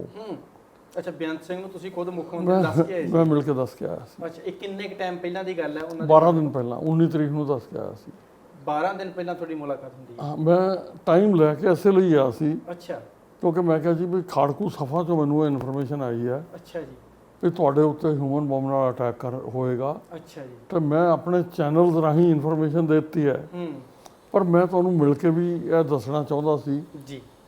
ਤੇ ਬਲਕਿ ਉੱਥੇ ਬਾਹਰ ਮੈਂ ਕਿਹਾ ਸੀ ਜੀ ਵੀ ਮੈਂ ਇਕੱਲੇ ਨਹੀਂ ਗੱਲ ਕਰਨੀ, ਮੈਂ ਚਾਹੁੰਦਾ ਵੀ ਤੁਸੀਂ ਜੇ ਬਾਹਰ ਦੇਖੋ ਕੌਣ ਕੋਈ ਬੰਦਾ, ਉੱਥੇ ਫਿਰ ਇੱਕ ਮੰਤਰੀ ਬੈਠੇ ਸੀ ਉਹਨਾਂ ਦੇ, ਉਹਨਾਂ ਨੂੰ ਬੁਲਾ ਕੇ ਮੈਂ ਉਹਨਾਂ ਦੇ ਸਾਹਮਣੇ ਇਨਫੋਰਮੇਸ਼ਨ ਦਿੱਤੀ। ਅੱਛਾ, ਉਹਨਾਂ ਦੇ ਸਾਹਮਣੇ, ਮੁੱਖ ਮੰਤਰੀ ਦੇ ਸਾਹਮਣੇ ਉਹਨਾਂ ਨੂੰ ਦੱਸਿਆ? ਹਾਂ, ਕੋਈ ਇੱਕ ਬੰਦੇ ਨੂੰ ਬੁਲਾ ਕੇ ਮੈਂ ਕਿਹਾ ਜੀ ਮੈਨੂੰ ਗਵਾਹ ਚਾਹੀਦਾ, ਮੈਂ ਦੱਸਿਆ ਤੁਹਾਨੂੰ। ਕੀ ਰਿਐਕਸ਼ਨ ਆਇਆ ਫਿਰ ਮੁੱਖ ਮੰਤਰੀ ਸਾਹਿਬ ਦਾ ਉਸ ਤੋਂ ਬਾਅਦ? ਹਾਂਜੀ, ਨਹੀਂ ਉਹ ਦੇਖੋ ਇੱਕ ਸਰਦਾਰ ਬੇਅੰਤ ਸਿੰਘ ਇੱਕ ਬੜੇ ਹੰਡੇ ਹੋਏ ਔਰ ਤਜਰਬੇਕਾਰ ਪੋਲੀਟੀਸ਼ੀਅਨ ਸਨ, ਉਹਨਾਂ ਤੇ ਕੋਈ ਅਸਰ ਨਹੀਂ ਪਿਆ। ਕਹਿੰਦੇ ਵੀ ਦੇਖ ਇੱਦਾਂ ਹੈ, ਖੇਡ ਤੇ ਚੱਲਦੀ ਰਹਿਣੀ ਹੈ ਤੇ ਮੇਰੇ ਸਿਕਿਉਰਿਟੀ ਵਾਲਿਆਂ ਨੂੰ ਜ਼ਰਾ ਅਲਰਟ ਕਰ ਦਿਓ। ਉਹਨਾਂ ਦੇ ਉੱਥੇ ਹੀ ਸਿਕਿਉਰਿਟੀ ਵਾਲੇ ਬੁਲਾ ਲਏ ਤੇ ਮੈਂ ਦੱਸਿਆ, ਮੈਂ ਕਿਹਾ ਵੀ ਆਹ ਖਬਰ ਆਈ ਆ, ਧਿਆਨ ਰੱਖਿਓ। ਦੇਖੋ ਉਹ ਫਿਰ ਉਸੇ ਤਰ੍ਹਾਂ ਹੀ ਹੋ ਗਿਆ ਥੋੜੇ ਦਿਨ ਬਾਅਦ। ਉਹ ਫਿਰ ਸਿਕਿਉਰਿਟੀ ਅਲਰਟ ਨਹੀਂ ਹੋਈ, ਉਹਦਾ ਮਤਲਬ ਜਾਂ ਕੀ ਚੱਕਰ ਹੈ? ਦੇਖੋ ਇੱਦਾਂ ਹੁੰਦਾ ਜਦੋਂ ਲੀਡਰ ਜਿਹੜਾ ਹੁੰਦਾ ਹੈ ਉਹ ਜਦੋਂ ਪਬਲਿਕ ਦੇ ਅੰਦਰ ਜਾਂਦਾ ਹੈ ਤੇ ਉਹ ਪੁਲਿਸ ਦਾ ਨਹੀਂ ਰਹਿ ਜਾਂਦਾ, ਉਹ ਪਬਲਿਕ ਦਾ ਹੋ ਜਾਂਦਾ ਹੈ। ਬਿਲਕੁਲ। ਉਸ ਦੇ ਅੰਦਰ ਕਈ ਵਾਰੀ ਹੁਣ ਜਿਵੇਂ ਸੰਤ ਲੌਂਗੋਵਾਲ ਨਾਲ ਉਹਨਾਂ ਦੇ ਪੂਰੀ ਸਿਕਿਉਰਿਟੀ ਹੈਗੀ ਸੀ, ਜੀ ਜੀ, ਉਹ ਅੰਦਰ ਦਰਬਾਰ ਸਾਹਿਬ ਦੇ ਗਏ, ਨਾਲ ਜਿਹੜੀ ਵਰਦੀ ਵਾਲੀ ਸਿਕਿਉਰਿਟੀ ਸੀ ਉਹ ਬਾਹਰ ਰੁਕ ਗਏ, ਸਿਰਫ ਚਿੱਟੇ ਕੱਪੜੇ ਵਾਲੇ ਅੰਦਰ ਗਏ।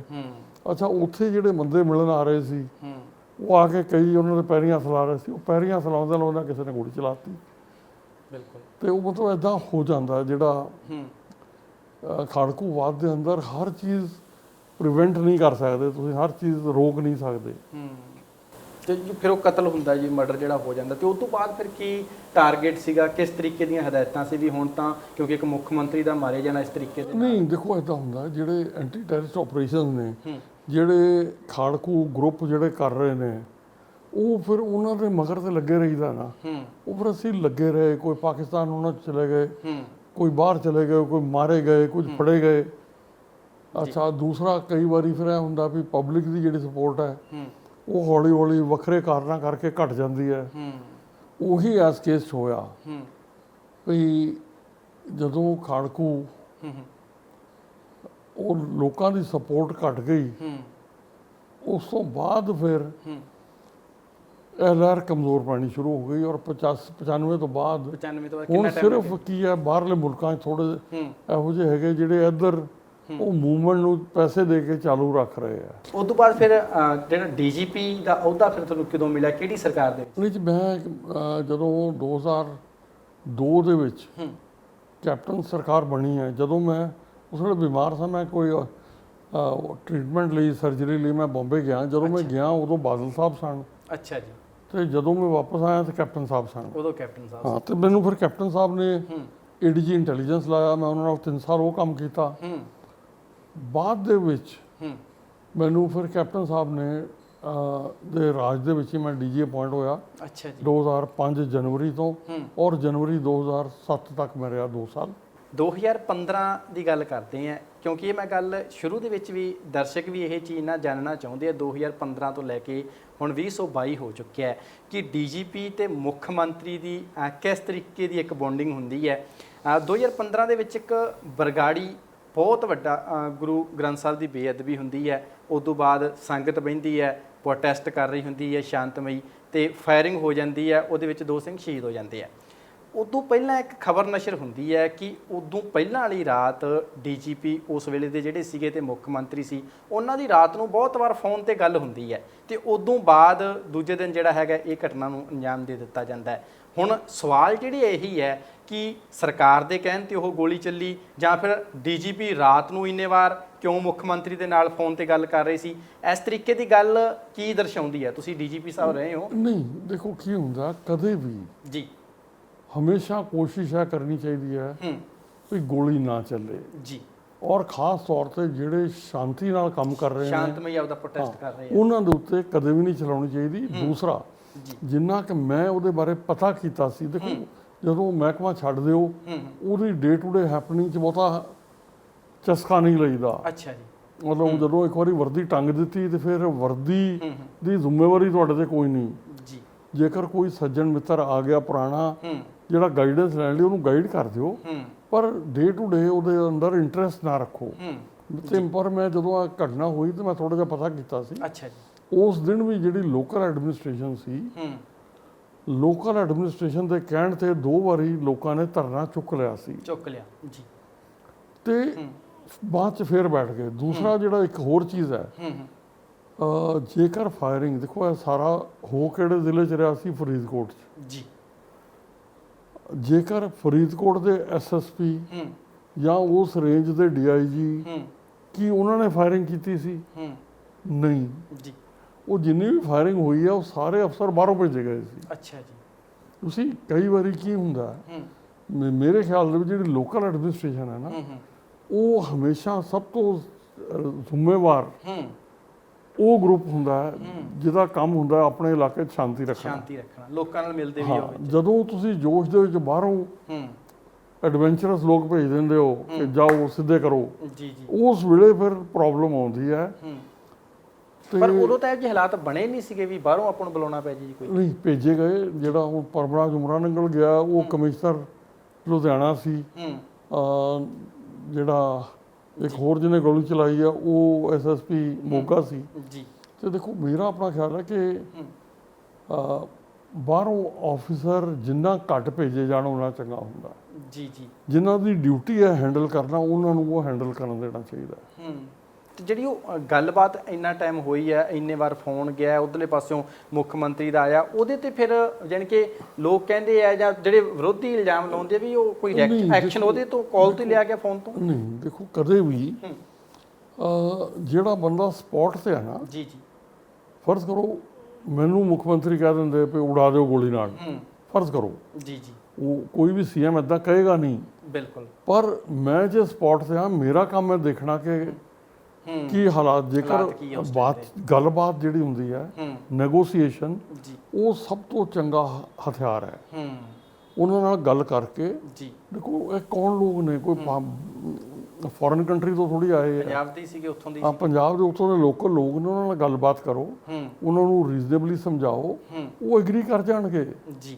ਤੇ ਮੇਰੇ ਖਿਆਲ ਦੇ ਵਿੱਚ ਜਿਹੜਾ ਇੱਕ ਐਡਵੈਂਚਰ ਦੇ ਹੁਣੇ ਛੱਡੋ, ਦੇਖੋ ਫਰਜ਼ ਕਰੋ ਸੜਕ ਤੇ ਬੈਠ ਗਏ ਜੀ, ਆਲਟਰਨੇਟ ਰੂਟ ਪਾਸਿਓਂ ਟ੍ਰੈਫਿਕ ਚਾਲੂ ਕਰ ਲਓ, ਇਹਨਾਂ ਨੂੰ ਅੱਧੇ ਘੰਟੇ ਦੇ ਵਿੱਚ ਉਠਾ ਲਓ ਪਰਸੂਏਟ ਕਰਕੇ ਜੀ। ਜੇ ਨਹੀਂ ਉੱਠ ਰਹੇ ਤੇ ਉਹਨਾਂ ਨੂੰ ਗੋਲੀ ਚਲਾਉਣ ਦੀ ਤੁਹਾਨੂੰ ਲੋੜ ਨਹੀਂ ਹੈ ਜੀ। ਗੱਲਬਾਤ ਨਾਲ ਉਹਨੂੰ ਉਠਾਇਆ ਜਾ ਗੱਲਬਾਤ। ਔਰ ਦੇਖੋ ਗਾਂਧੀ ਜੀ ਦੇ ਉੱਤੇ ਕਿੰਨੀ ਵਾਰ ਗੋਲੀ ਚਲਾਈ ਅੰਗਰੇਜ਼ਾਂ ਨੇ? ਨਹੀਂ ਚਲਾਈ। ਕਿਉਂ? ਜਿਹਨੂੰ ਆਪਾਂ ਕਹਿੰਦੇ ਸੱਤਿਆਗ੍ਰਹਿ ਆ, ਸੱਚ ਦੇ ਲਈ ਲੜਾਈ ਜੀ, ਤੇ ਉਹਦੇ 'ਚ ਗੋਲੀ ਦਾ ਕਿਤੇ ਜਗ੍ਹਾ ਹੈ ਨਹੀਂ ਮੇਰੀ ਨਜ਼ਰ 'ਚ ਜੀ। ਵੀ ਕੋਸ਼ਿਸ਼ ਕਰੋ ਘੱਟ ਤੋਂ ਘੱਟ ਫੋਰਸ ਇਸਤੇਮਾਲ ਕਰਕੇ ਉਹ ਹਾਲਾਤ ਠੀਕ ਕਰਨ ਦੀ ਕੋਸ਼ਿਸ਼ ਹੋਣੀ ਚਾਹੀਦੀ। ਅੱਜ ਦੇ ਜਿਹੜੇ ਹਾਲਾਤ ਹੈ ਡੀਜੀਪੀ ਸਾਹਿਬ ਜੋ ਬਣੇ ਹੋਏ ਆ ਪੰਜਾਬ ਦੇ, ਸਭ ਨੂੰ ਪਤਾ ਹੈ ਕਿ ਇਹ ਸਰਕਾਰ ਜਿਹੜੀ ਕਹਿ ਰਹੀ ਹੈ ਕਿ ਜੋ ਵੀ ਇਸ ਟਾਈਮ ਹੋ ਰਿਹਾ, ਚਾਹੇ ਗੈਂਗਸਟਰਾਂ ਦੀ ਆਪਾਂ ਗੱਲ ਕਰ ਲਈਏ, ਇਹ ਸਾਡੀ ਦੇਣ ਤਾਂ ਹੈ ਨਹੀਂ, ਸਾਨੂੰ ਤਾਂ ਮਹੀਨੇ ਹੋਏ ਹਜੇ 3 ਆਇਆਂ ਨੂੰ, ਤੇ ਇਹ ਇਦੋਂ ਪਹਿਲਾਂ ਦਾ ਕੰਮ ਚੱਲਦਾ ਆ ਰਿਹਾ। ਗੈਂਗਸਟਰਾਂ ਦਾ ਜਿਸ ਤਰੀਕੇ ਦੇ ਨਾਲ ਸਿੱਕਾ ਚੱਲਦਾ, ਚਾਹੇ ਉਹ ਪੰਜਾਬ ਦੀ ਗੱਲ ਕਰ ਲਈਏ, ਚਾਹੇ ਉਹ ਜੇਲ੍ਹਾਂ ਦੀ ਗੱਲ ਕਰ ਲਈਏ, ਇਹਦੇ ਵਿੱਚ ਤਿਹਾੜ ਜੇਲ੍ਹ ਜਿਹੜੀ ਸਭ ਤੋਂ ਹਾਈ ਪ੍ਰੋਫਾਈਲ ਜੇਲ੍ਹ ਹੈ, ਉੱਥੇ ਵੀ ਉਹ ਪ੍ਰੈਸ ਕਾਨਫਰੰਸਾਂ ਕਰਦੇ ਆ ਗੈਂਗਸਟਰ ਬਹਿ ਕੇ ਫੋਨ ਤੇ।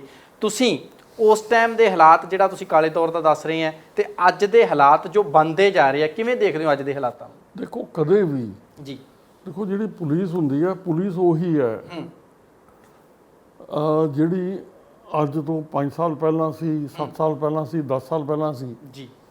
ਜੇ ਤੁਸੀਂ ਇਹ ਦੇਖਣਾ, ਉਹਨੂੰ ਜਿਹੜੀ ਹਰ ਫੋਰਸ ਨੂੰ ਸੀਧ ਜਿਹੜੀ ਹੈ ਉਹ ਉਸ ਵੇਲੇ ਦੀ ਸਰਕਾਰ ਨੇ ਦੇਣੀ ਹੈ ਜੀ। ਜੇ ਸਰਦਾਰ ਬੇਅੰਤ ਸਿੰਘ ਸੀਐਮ ਸਨ, ਉਹਨਾਂ ਨੇ ਸੀਧ ਦਿੱਤੀ। ਜੇ ਕੈਪਟਨ ਅਮਰਿੰਦਰ ਸਿੰਘ ਸਨ ਉਹਨਾਂ ਨੇ ਸੀਟ ਦਿੱਤੀ, ਜੇ ਬਾਦਲ ਸਾਹਿਬ ਸੀਐਮ ਸੀ ਉਹਨਾਂ ਨੇ ਸੀਟ ਦਿੱਤੀ। ਜੀ ਜੀ। ਉਹਨਾਂ ਦੇ ਕਹਿਣ ਤੇ, ਉਹਨਾਂ ਦੇ ਦਿਸ਼ਾ ਨਿਰਦੇਸ਼ ਜਿਹਨੂੰ ਕਹਿੰਦੇ ਆ, ਉਹਦੇ ਮੁਤਾਬਕ ਪੁਲਿਸ ਕਾਰਵਾਈ ਕਰਦੀ ਹੈ। ਤੇ ਉਹ ਕਰਦਿਆਂ ਹੋਇਆਂ ਬਾਕੀ ਰੂਲ ਆਫ ਲਾਅ ਜਿਹੜੇ ਹੈਗੇ ਨੇ ਉਹਨਾਂ ਦੇ ਮੁਤਾਬਕ ਚੱਲਣਾ ਹੀ ਪੈਣਾ ਹੈ। ਤੇ ਸਾਰਾ ਕੁਝ ਜਿਹੜਾ ਉਸ ਤਰ੍ਹਾਂ ਚੱਲਦਾ ਹੈ। ਤੇ ਇਹ ਕਹਿ ਦੇਣਾ ਕਿ ਅਸੀਂ ਤਾਂ 3 ਮਹੀਨੇ ਹੋਏ ਆਇਆ, ਸਾਰੀਆਂ ਗਲਤੀਆਂ ਪੁਰਾਣੀਆਂ, ਇਹ ਲੋਕਤੰਤਰ 'ਚ ਨਹੀਂ ਚੱਲਦਾ। ਅੱਛਾ ਜੀ। ਦੇਖੋ, ਤੁਸੀਂ ਲੋਕਾਂ ਨੂੰ ਸੁਪਨੇ ਵਿਖਾ ਦਿੰਦੇ ਹੋ, ਉਹ ਸੁਪਨੇ ਦਿਖਾ ਕੇ ਤੁਹਾਨੂੰ ਲੋਕਤੰਤਰ 'ਚ ਪੂਰੇ ਕਰਨੇ ਪੈਣੇ ਆ। ਵੀ ਲੋਕ ਜਿਨ੍ਹਾਂ ਨੂੰ ਤੁਸੀਂ ਵਾਅਦੇ ਕੀਤੇ ਹੈ, ਉਹ ਲੋਕ ਦੇਖਣਗੇ ਵੀ ਤੁਸੀਂ ਵਾਅਦੇ ਪੂਰੇ ਕਰ ਰਹੇ ਹੋ ਕਿ ਨਹੀਂ। ਜੇ ਪੂਰੇ ਵਾਅਦੇ ਨਹੀਂ ਹੋਣਗੇ, ਉਹ ਲੋਕ ਤੁਹਾਡੇ ਨਾਲ ਨਾਰਾਜ਼ ਹੋਣਗੇ ਜੀ। ਔਰ ਉਹ ਨਾਰਾਜ਼ ਕਿਸ ਤਰ੍ਹਾਂ, ਹੁਣ ਦੇਖੋ 3 ਮਹੀਨੇ ਪਹਿਲਾਂ ਇਹਨਾਂ ਨੇ ਬੜਾ ਕੁਛ ਕਹਿਤਾ, ਹਮ भ्रष्टाचार मिटा देंगे, हम पंजाब में सुख शांति ले आएंगे, हम पंजाब के अंदर से नशे खत्म कर देंगे, हम पंजाब की इंडस्ट्री ठीक कर देंगे, खेती ठीक कर देंगे, शिक्षा विभाग ठीक कर देंगे, और हर तरह के उन्होंने वादे कर देते। अच्छा, वो जो वादे पूरे होने छड़ दो, उस पासे कोई कार्रवाई 3 महीनों च नहीं हुई। अच्छा, उस वेले लॉ एंड ऑर्डर थोड़ा खराब होने लग पिया जी। सिद्धू मूसेवाले ਦੇ ਕੇਸ ਦੇ ਵਿੱਚ ਸਿਕਿਉਰਿਟੀ ਵਿਡਰਾਅ ਕਰਕੇ ਉਹਦਾ ਕਤਲ ਹੋ ਗਿਆ। ਤੇ ਜਿਹੜਾ ਵੀ ਰਾਜ ਕਰਤਾ ਹੈ, ਉਂਗਲ ਗੁੱਸੇ ਦੀ ਜਾਂ ਐਕਿਊਜ਼ ਕਰਨ ਦੀ ਉਹਦੇ ਵੱਲ ਉੱਠੇਗੀ, ਮੌਜੂਦਾ ਸਰਕਾਰ ਤੇ ਸੀ। ਤੁਹਾਡਾ ਇਹ ਕਹਿ ਦੇਣਾ ਕਿ ਵੀ 3 ਮਹੀਨੇ ਸਾਨੂੰ ਆਇਆ ਹੋਏ ਆ, ਇਸ ਕਰਕੇ ਅੱਜ ਦੇ ਕਤਲ ਦੇ ਅਸੀਂ ਜ਼ਿੰਮੇਵਾਰ ਨਹੀਂ ਆ। ਨਹੀਂ, ਅੱਛਾ, ਤੁਹਾਨੂੰ ਉਹ ਜ਼ਿੰਮੇਵਾਰੀ ਵੀ ਲੈਣੀ ਪਏਗੀ। ਹੋਰ ਦੇਖੋ, ਤੁਸੀਂ ਹਰ ਬੰਦੇ ਨੂੰ ਬਚਾ ਨਹੀਂ ਸਕਦੇ, ਤੁਸੀਂ ਉਹਦੇ ਅੰਦਰ ਆਪਣੀਆਂ ਗਲਤੀਆਂ ਲੱਭੋ, ਉਹਨਾਂ ਨੂੰ ਠੀਕ ਕਰੋ। ਡੀਜੀਪੀ ਸਾਹਿਬ, ਗਲਤੀ ਕਿਵੇਂ ਲੱਭੀ ਜਾਊਗੀ? ਪਿਛਲੇ 10 ਮਹੀਨਿਆਂ ਦੇ ਵਿੱਚ 5ਵਾਂ ਡੀਜੀਪੀ ਹੁਣ ਜਿਹੜਾ ਹੈਗਾ ਅਪਾਇੰਟ ਹੋਇਆ। ਮੈਂ ਬਿਲਕੁਲ ਤੁਹਾਡੇ ਨਾਲ ਐਗਰੀ ਕਰਦਾ। ਦੇਖੋ, ਘੱਟੋ ਘੱਟ ਡੀਜੀ ਜਿਹੜਾ ਨਾ, ਪੁਲਿਸ ਐਡਮਿਨਿਸਟ੍ਰੇਸ਼ਨ ਦੇ ਅੰਦਰ ਸਟੇਬਿਲਿਟੀ, ਬਿਲਕੁਲ administration, long term communication, chain of command, ਇਹ ਸਾਰੀਆਂ ਚੀਜ਼ਾਂ ਮੈਟਰ ਕਰਦੀਆਂ। ਦੇਖੋ, ਜੇਕਰ ਤੁਸੀਂ ਲੱਖ ਸਵਾ ਲੱਖ ਦਾ ਜਿਹੜਾ ਹੈਡ ਹੈ ਉਹਨੂੰ ਇਗਨੋਰ ਕਰੋਗੇ, ਉਹਨੂੰ ਜ਼ੀਰੋ ਕਰੋਗੇ, ਤੇ ਫੋਰਸ ਨੂੰ ਜੋ ਮੈਸੇਜ ਜਾ ਰਿਹਾ ਹੈ ਉਹ ਸਿੱਧਾ ਠੀਕ ਮੈਸੇਜ ਨਹੀਂ ਜਾਏਗਾ, ਉਹ ਮੈਸੇਜ ਡਿਸਟੋਰਟ ਹੋਏਗਾ। ਉਹ ਜਦੋਂ ਡਿਸਟੋਰਟ ਹੋਏਗਾ, ਤੁਸੀਂ ਤੁਹਾਡਾ ਆਬਜੈਕਟਿਵ ਕਈ ਵਾਰੀ ਪੋਲੀਟੀਕਲ ਹੁੰਦਾ ਹੈ, ਪਰ ਉਹ ਪੋਲੀਟੀਕਲ ਆਬਜੈਕਟਿਵ ਪੁਲਿਸ ਦੇ ਥਰੂ ਕੱਢਦਿਆਂ। ਦੇਖੋ, ਹੁਣ ਇਹਨਾਂ ਨੇ ਕਿਹਾ ਕਿ हम बदलाव लेके आएंगे, हम बदलाव की राजनीति में विश्वास रखते हैं। तो सब तो पहला डिसीजन की लिया, कुमार विश्वास को उठा लो जी, केस रजिस्टर करो, FIR, उसको उठा के लेके आओ जी। वो दिल्ली वाला केस की गल कर रहे हो तुसीं। अच्छा, उस तो बाद अलका लांबा को उठा लो, उसी FIR रजिस्टर कर लिया ना। मेरे ख्याल दे विच बड़ा गलत सोच है, यह कदे भी नहीं करना चाहिए। पुलिस की दुरवरतों मैं इन्नी कांग्रेस दे वेले भी नहीं देखी। ਤੁਹਾਡੇ ਕਹਿੰਦਾ ਮਤਲਬ ਦੁਰਵਰਤੋਂ ਹੋ ਰਹੀ ਹੈ। ਦੇਖੋ, ਸਿਸਟਮ ਦੀ ਦੁਰਵਰਤੋਂ ਹੈ। ਭਈ ਜਿਹੜੇ ਬੰਦੇ ਨੇ ਕ੍ਰਿਟਿਸਾਈਜ਼ ਕੀਤਾ ਕੇਜਰੀਵਾਲ ਜੀ ਨੂੰ, ਉਹਨੇ ਕਰਕੇ ਉਹਦੇ ਤੇ ਕੇਸ ਰਜਿਸਟਰ ਕਰ ਦਿਓ, ਉਹਨੂੰ ਚੁੱਕ ਕੇ ਲੈ ਆਓ और ਉਹਨੂੰ ਦਿਖਾਓ ਕਿ हम ताकत में हैं और हम चाहें तो आपको अंदर कर सकते हैं। ਫਿਰ ਇੱਕ ਕੇਸ ਬੱਗਾ ਵਾਲਾ ਜਿਹੜਾ ਹੋਇਆ ਉਹਦੇ ਵਿੱਚ ਕਾਫੀ ਰਫੜਾ ਪੈ ਗਿਆ ਸੀ। ਮੇਰਾ ਮਤਲਬ ਸੀ ਕਦੇ ਵੀ ਦੁਰਵਰਤੋਂ ਆਪਣੀ ਪੋਜੀਸ਼ਨ ਦੀ ਨਹੀਂ ਕਰਨੀ ਚਾਹੀਦੀ। ਜਿਹੜਾ ਸਿੱਧੂ ਮੂਸੇਵਾਲੇ ਦਾ ਕਤਲ ਹੋਇਆ, ਇਹਨੇ ਪੂਰਾ ਕੁਝ ਇੱਕ ਵਾਰ ਹਿਲਾ ਕੇ ਰੱਖਤਾ। ਹੁਣ ਇਹਦੇ ਵਿੱਚ ਸਿੱਧੂ ਮੂਸੇਵਾਲੇ ਤੋਂ ਪਹਿਲਾਂ ਤੋਂ ਹੀ ਸ਼ੁਰੂਆਤ ਇੱਕ ਹੋ ਗਈ ਸੀਗੀ ਵੀ ਫਲਾਣੇ ਬੰਦੇ ਦੀ ਆਪਾਂ ਸਿਕਿਉਰਿਟੀ ਵਾਪਸ ਲੈ ਲਈ, ਉਸ ਤੋਂ ਬਾਅਦ ਉਹ ਨਸ਼ਰ ਕਰ ਦਿੱਤੀ ਜਾਂਦੀ ਸੀ, ਮੀਡੀਆ ਦੇ ਵਿੱਚ ਖਬਰ ਆ ਜਾਂਦੀ ਸੀਗੀ। ਪਰ ਜਿਹੜਾ ਸਿੱਧੂ ਮੂਸੇਵਾਲੇ ਦੀ ਸਿਕਿਉਰਿਟੀ ਵਾਪਸ ਲੈ ਕੇ ਉਸ ਤੋਂ ਬਾਅਦ ਮੀਡੀਆ ਦੇ ਵਿੱਚ ਦੱਸ ਦਿੱਤੀ ਗਈ, ਉਦੋਂ ਪਹਿਲਾਂ ਇੱਕ ਬੰਦਾ ਨਹੀਂ ਹੋਊਗਾ ਜਿਹੜੇ ਬੰਦੇ ਨੇ ਲਿਖ ਕੇ ਦਿੱਤਾ ਹੋਊਗਾ ਵੀ ਸਿੱਧੂ ਮੂਸੇਵਾਲੇ ਨੂੰ ਕੋਈ ਖਤਰਾ ਹੈ ਨਹੀਂਗਾ, ਇਹਦੀ ਆਪਾਂ ਸਿਕਿਉਰਿਟੀ ਵਾਪਸ ਲੈਣ ਲੱਗੇ ਆ। ਹਾਲਾਂਕਿ ਉਹਨੂੰ ਥ੍ਰੈਟ ਜਿਹੜੇ ਹੈਗੇ ਆ, ਧਮਕੀਆਂ ਉਹਨੂੰ ਆ ਰਹੀਆਂ ਸੀ, ਉਹ ਬੰਦੇ ਦੀ ਜ਼ਿੰਮੇਵਾਰੀ ਨਹੀਂ ਬਣਦੀ ਕਿ ਵੀ ਉਹਨੇ ਕਿਉਂ ਗੱਲ। ਬਿਲਕੁਲ, ਦੇਖੋ ਇਦਾਂ ਹੁੰਦਾ ਜੀ, ਜਿਹੜਾ ਸਿਕਿਉਰਿਟੀ ਤੁਸੀਂ ਦਿੱਤੀ ਕਿਉਂ, ਕਿਉਂਕਿ ਉਹਨੂੰ ਖਤਰਾ ਸੀ ਜੀ ਜੀ।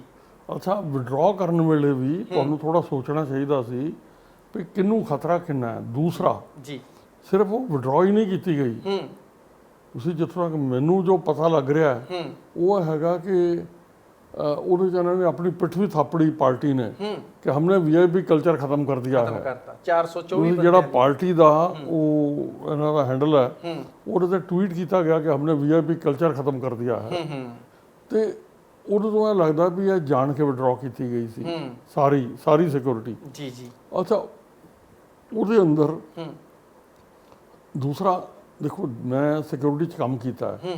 ਸਾਡੀ ਕੋਸ਼ਿਸ਼ ਕੀ ਹੁੰਦੀ ਸੀ ਜਦੋਂ ਵਿਡਰਾਅ ਕਰੀਏ ਤੇ ਅਸੀਂ ਇੱਕ ਟੌਪ ਸੀਕ੍ਰੇਟ ਚਿੱਠੀ ਭੇਜੀ ਦੀ ਸੀ ਉਸ ਬੰਦੇ ਨੂੰ ਕਿ ਤੇਰੀ ਸਿਕਿਉਰਿਟੀ ਘਟਾ ਰਹੇ ਹਾਂ ਤੁਹਾਡੀ ਜੀ 4 ਦਿਨ ਲਈ ਜਾਂ 7 ਦਿਨ ਲਈ, ਤੇ ਤੁਹਾਨੂੰ ਅਸੀਂ ਐਡਵਾਈਜ਼ ਕਰਦੇ ਹਾਂ ਵੀ ਤੁਸੀਂ ਆਪਣੀਆਂ ਮੂਵਮੈਂਟਸ ਘਟਾ ਲਓ। ਉਹਨਾਂ ਦਿਨਾਂ 'ਚ ਘਰੋਂ ਬਾਹਰ ਨਾ ਜਾਓ ਜੀ, ਤੇ ਤੁਹਾਡੇ ਨਾਲ ਜਿਹੜੇ 1-2 ਬੰਦੇ ਛੱਡੇ ਹੋਏ ਨੇ ਉਹਨਾਂ ਦੀ ਚੰਗੀ ਤਰ੍ਹਾਂ ਵਰਤੋਂ ਕਰੋ ਔਰ ਬਾਹਰ ਇਕੱਲੇ ਜਾਣ ਤੋਂ ਗੁਰੇਜ਼ ਕਰੋ। ਇਹ ਬਿਲਕੁਲ ਸੀਕ੍ਰੇਟ ਹੁੰਦਾ ਸੀਗਾ। ਇਹ ਸੀਕ੍ਰੇਟ। ਅੱਛਾ, ਉਸ ਤੋਂ ਬਾਅਦ ਨਾਲ 1-2 ਬੰਦਿਆਂ ਦੀ ਡਿਊਟੀ ਲਾਤੀ ਜਾਂਦੀ ਸੀ, ਇੰਸਪੈਕਟਰ ਜਾਂ ਡੀਐਸਪੀ ਜੀ, ਜਿਹੜੇ ਉਹਨਾਂ ਚੋਂ ਜਿਹੜੇ ਪ੍ਰੋਮੀਨੈਂਟ ਬੰਦੇ ਹੁੰਦੇ ਸੀ ਉਹਨਾਂ ਨੂੰ ਮਿਲ ਕੇ ਵੀ ਦੱਸ ਦਿੰਦੇ ਸੀ ਵੀ ਜੇ ਅਸੀਂ ਇੰਨੇ ਦਿਨ ਲਈ ਵਿਡਰਾਅ ਕੀਤੀ, ਧਿਆਨ ਰੱਖਿਓ ਬਾਹਰ ਨਾ ਜਾਇਓ, ਕੋਈ ਚਾਂਸ ਫालतू ਨਹੀਂ ਲੈਣਾ ਜੀ। ਤੁਹਾਡੀ ਜਿਹੜੀ ਸਿਕਿਉਰਿਟੀ ਹੈ, ਤੁਹਾਡੀ ਜਾਨ ਦੀ ਸਲਾਮਤੀ, ਉਹ ਸਾਡੀ ਜ਼ਿੰਮੇਵਾਰੀ ਹੈ। ਮਾਨਯੋਗ ਪੰਜਾਬ ਹਰਿਆਣਾ ਹਾਈ ਕੋਰਟ ਨੇ ਵੀ ਪੰਜਾਬ ਸਰਕਾਰ ਨੂੰ ਕਿਹਾ ਵੀ ਇਹ ਤੁਸੀਂ ਦਸਤਾਵੇਜ਼ ਲੀਕ ਕਿਵੇਂ ਹੋਏ, ਇਹ ਜਾਣਬੁੱਝ ਕੇ ਕੀਤੇ ਗਏ, ਤੁਹਾਡੇ ਕਹਿਣ ਦਾ ਮਤਲਬ? ਜਾਂ ਮੇਰਾ ਖਿਆਲ ਹੈ ਕਿ ਕ੍ਰੈਡਿਟ ਲੈਣ ਲਈ ਕਿ ਹਮਨੇ ਵੀਆਈਪੀ ਕਲਚਰ, ਕਿਉਂਕਿ ਕੱਲੀ ਚੀਜ਼ ਨਹੀਂ ਆਈ, ਉਹਦੇ ਨਾਲ ਇਹ ਲਿੰਕਡ ਹੈ ਕਿ ਹਮਨੇ ਵੀਆਈਪੀ ਕਲਚਰ ਖਤਮ ਕਰਨੇ ਦੀ ਕੋਸ਼ਿਸ਼ ਕੀ ਹੈ। ਤੁਸੀਂ ਆਪਣੀ ਪਿੱਠ ਥਾਪੜੀ ਇਹਨਾਂ ਨੇ ਜੀ, ਤੇ ਮੈਨੂੰ ਇਹ ਲੱਗਦਾ ਕਿ ਉਹਦੇ ਕਰਕੇ ਹਾਲਾਤ ਇਹੋ ਜਿਹੇ ਬਣ ਗਏ ਜਿਹਦੇ ਅੰਦਰ ਆ ਪੰਜਾਬ ਦਾ ਇੱਕ ਹੋਣਹਾਰ ਨੌਜਵਾਨ ਜਿਹੜਾ ਮਾਰ ਦਿੱਤਾ ਗਿਆ। ਸਰਕਾਰੀ ਮੁਲਾਜ਼ਮਾਂ ਨੂੰ ਸ਼ਿਫਟ ਕਰਕੇ ਕੁਝ ਨਹੀਂ ਹੋਣਾ, ਚੇਂਜ ਕਰਨਾ ਤੇ ਆਪਣੇ ਵਰਕਿੰਗ ਦੇ ਸਟਾਈਲ ਨੂੰ ਕਰੋ। ਅੱਛਾ ਜੀ, ਜੋ ਵਾਅਦੇ ਕੀਤੇ ਉਹ ਪੂਰੇ ਕਰਨੇ ਸ਼ੁਰੂ ਕਰ ਦਿਓ। ਲੋਕਾਂ ਦੇ ਵਿੱਚ ਵਿਸ਼ਵਾਸ ਪੈਦਾ ਕਰੋ ਕਿ ਤੁਸੀਂ ਉਹ ਵਾਅਦੇ ਪੂਰੇ ਕਰੋਗੇ। ਲੋਕ ਆਪੇ ਤੁਹਾਡਾ ਸਾਥ ਨਹੀਂ ਛੱਡਣਗੇ। ਜੇਕਰ ਗਲਤੀ ਹੋ ਗਈ ਹੈ ਤੇ ਦੇਖੋ, ਜਨਤਾ ਜਿਹੜੀ ਹੈ ਨਾ, ਇਹ ਬੜੀ ਬਖਸ਼ਣਹਾਰ ਹੈ ਜੀ ਜੀ। ਇਹ ਗੁੱਸਾ ਜ਼ਰੂਰ ਕਰਦੇ ਆ, ਪਰ ਜੇ ਤੁਸੀਂ ਆਪਣੀ ਗਲਤੀ ਮੰਨੋ ਤੇ ਇਹ ਤੁਹਾਨੂੰ ਲੈਟ ਡਾਊਨ ਨਹੀਂ ਕਰਦੀ ਜਨਤਾ। ਜਨਤਾ ਕਦੋਂ ਲੈਟ ਡਾਊਨ ਕਰਦੀ? ਜਦੋਂ ਤੁਹਾਡੇ ਅੰਦਰ ਉਹ ਹਉਮੈ ਤੇ ਹੰਕਾਰ ਦੇਖਦੀ ਹੈ ਵੀ ਤੁਸੀਂ ਆਪਣੇ ਆਪ ਨੂੰ ਕੁਝ ਸਮਝਣ ਲੱਗ ਪਏ ਹੋ। ਅੱਛਾ, ਜਦੋਂ ਤੇ ਤੁਸੀਂ ਵੋਟਾਂ ਲੈਣੀਆਂ ਸੀ, ਤੁਸੀਂ ਉਹਨਾਂ ਨੂੰ ਸਾਰੇ ਸੁਪਨੇ ਵਿਖਾਤੇ ਜੀ ਜੀ। ਤੁਸੀਂ ਉਦੋਂ ਬਾਅਦ ਤੁਸੀਂ ਸਾਰ ਨਹੀਂ ਲਈ ਲੋਕਾਂ ਦੀ। ਫਿਰ ਤੁਸੀਂ ਇਲੈਕਸ਼ਨ ਵਾਲੇ ਦਿਨ ਕੀ ਕਰਦੇ ਹੋ? ਤੁਸੀਂ ਜ਼ੋਰ ਪਾਉਂਦੇ ਹੋ ਵੀ 1 ਘੰਟਾ ਟਾਈਮ ਵਧਾ ਦਿਓ। ਤੁਹਾਨੂੰ ਫਿਰ ਇਲੈਕਸ਼ਨ ਕਮਿਸ਼ਨ ਡਾਂਟ ਮਾਰਦਾ ਹੈ। ਫਿਰ ਤੁਸੀਂ ਕਹਿੰਦੇ ਨਹੀਂ ਹਮਨੇ ਤਾਂ ਕੁਝ ਕੀਤਾ ਹੀ ਨਹੀਂ ਜੀ ਜੀ। ਦੇਖੋ, ਮਤਲਬ ਜਿਹੜੇ ਪਬਲਿਕ ਜਿਹੜੀ ਹੈ ਸਿਆਣੀ ਹੈ, ਇਹ ਦੇਖ ਰਹੀ ਹੈ। ਜਦੋਂ ਇਹਨਾਂ ਨੇ 1 ਘੰਟਾ ਸਰਕਾਰ ਵੱਲੋਂ ਟਾਈਮ ਹੋਰ ਮੰਗਿਆ ਜੀ ਜੀ, ਤੇ ਹੁਣ ਦਿਸ ਰਿਹਾ ਸੀ ਕਿ ਸਰਕਾਰ ਨੂੰ ਡਰ ਹੈ ਵੀ ਅਸੀਂ ਹਾਰ ਗਏ, ਕਿਉਂਕਿ ਪਰਸੈਂਟੇਜ ਬਹੁਤ ਘੱਟ ਹੋਈ, 46%। ਦੇਖੋ, ਵੋਟਿੰਗ ਪਰਸੈਂਟੇਜ ਵੀ ਘੱਟ ਹੋਈ। ਦੂਜਾ, ਇਹਨਾਂ ਨੂੰ ਲੱਗ ਗਿਆ ਵੀ ਅਸੀਂ ਹਾਰਨਾ ਚਾਹੀਏ ਜੀ ਜੀ। ਫਿਰ ਇਹਨਾਂ ਨੇ ਉਸੇ ਵੇਲੇ ਬਕਵਲੀ ਦਾ ਬੱਕਰਾ ਲੱਭਣ ਲਈ ਡੀਜੀ ਨੂੰ ਚੁਣ ਲਿਆ। ਇਹ ਹੁਣ ਫਿਰ ਕਿੰਨਾ ਕੁ ਟਾਈਮ ਡੀਜੀਪੀ ਸਾਹਿਬ ਇਹ ਚੀਜ਼ ਰਹੂਗੀ? ਤੁਹਾਡਾ ਤਜਰਬਾ ਬੋਲਦਾ ਹੈ ਕਿ ਜਿਹੜੇ ਮੌਜੂਦਾ ਹਾਲਾਤ ਹੈ, ਮੌਜੂਦਾ ਡੀਜੀਪੀ ਸਾਹਿਬ ਹੈ, ਕਿਉਂਕਿ ਜਿਵੇਂ ਇੱਕ ਤੁਸੀਂ ਨਾ ਗੱਲ ਕੀਤੀ ਹੈ, ਇੱਕ ਲੌਂਗ ਟਰਮ ਡੀਜੀਪੀ ਦਾ ਜੰਮਣਾ ਵੀ ਤਾਂ ਜ਼ਰੂਰੀ ਹੈ ਨਾ, ਉਹ ਸਾਰਾ ਕੁਝ ਸਮਝੂਗਾ।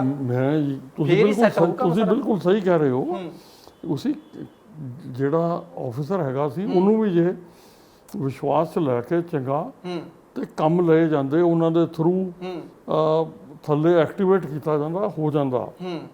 ਤੇ ਪਰ ਜਿੱਥੇ ਤੁਸੀਂ ਸਿਰਫ ਖੁਆਬ ਦਿਖਾ ਕੇ ਉਹ ਖੁਆਬਾਂ ਦੇ ਥਰੂ ਕੈਪੀਟਲਾਈਜ਼ ਕਰਨਾ ਚਾਹੁੰਦੇ ਹੋ, ਦੇਖੋ ਕੀ ਹੁੰਦਾ ਹੈ ਜੀ। ਉਹ ਮੈਂ ਕਿਤੇ ਪੜ੍ਹਦਾ ਪਿਆ ਸੀ, ਪੋਇਟ ਕਿਸੇ ਨੂੰ ਸਪੇਅਰ ਨਹੀਂ ਕਰਦੇ, ਤੇ ਉਹਨੇ ਲਿਖਿਆ ਸੀ ਕਿ ਇਹ ਤਾਂ ਹੈ ਆਪ ਦੀ ਮਹਿਫਿਲ।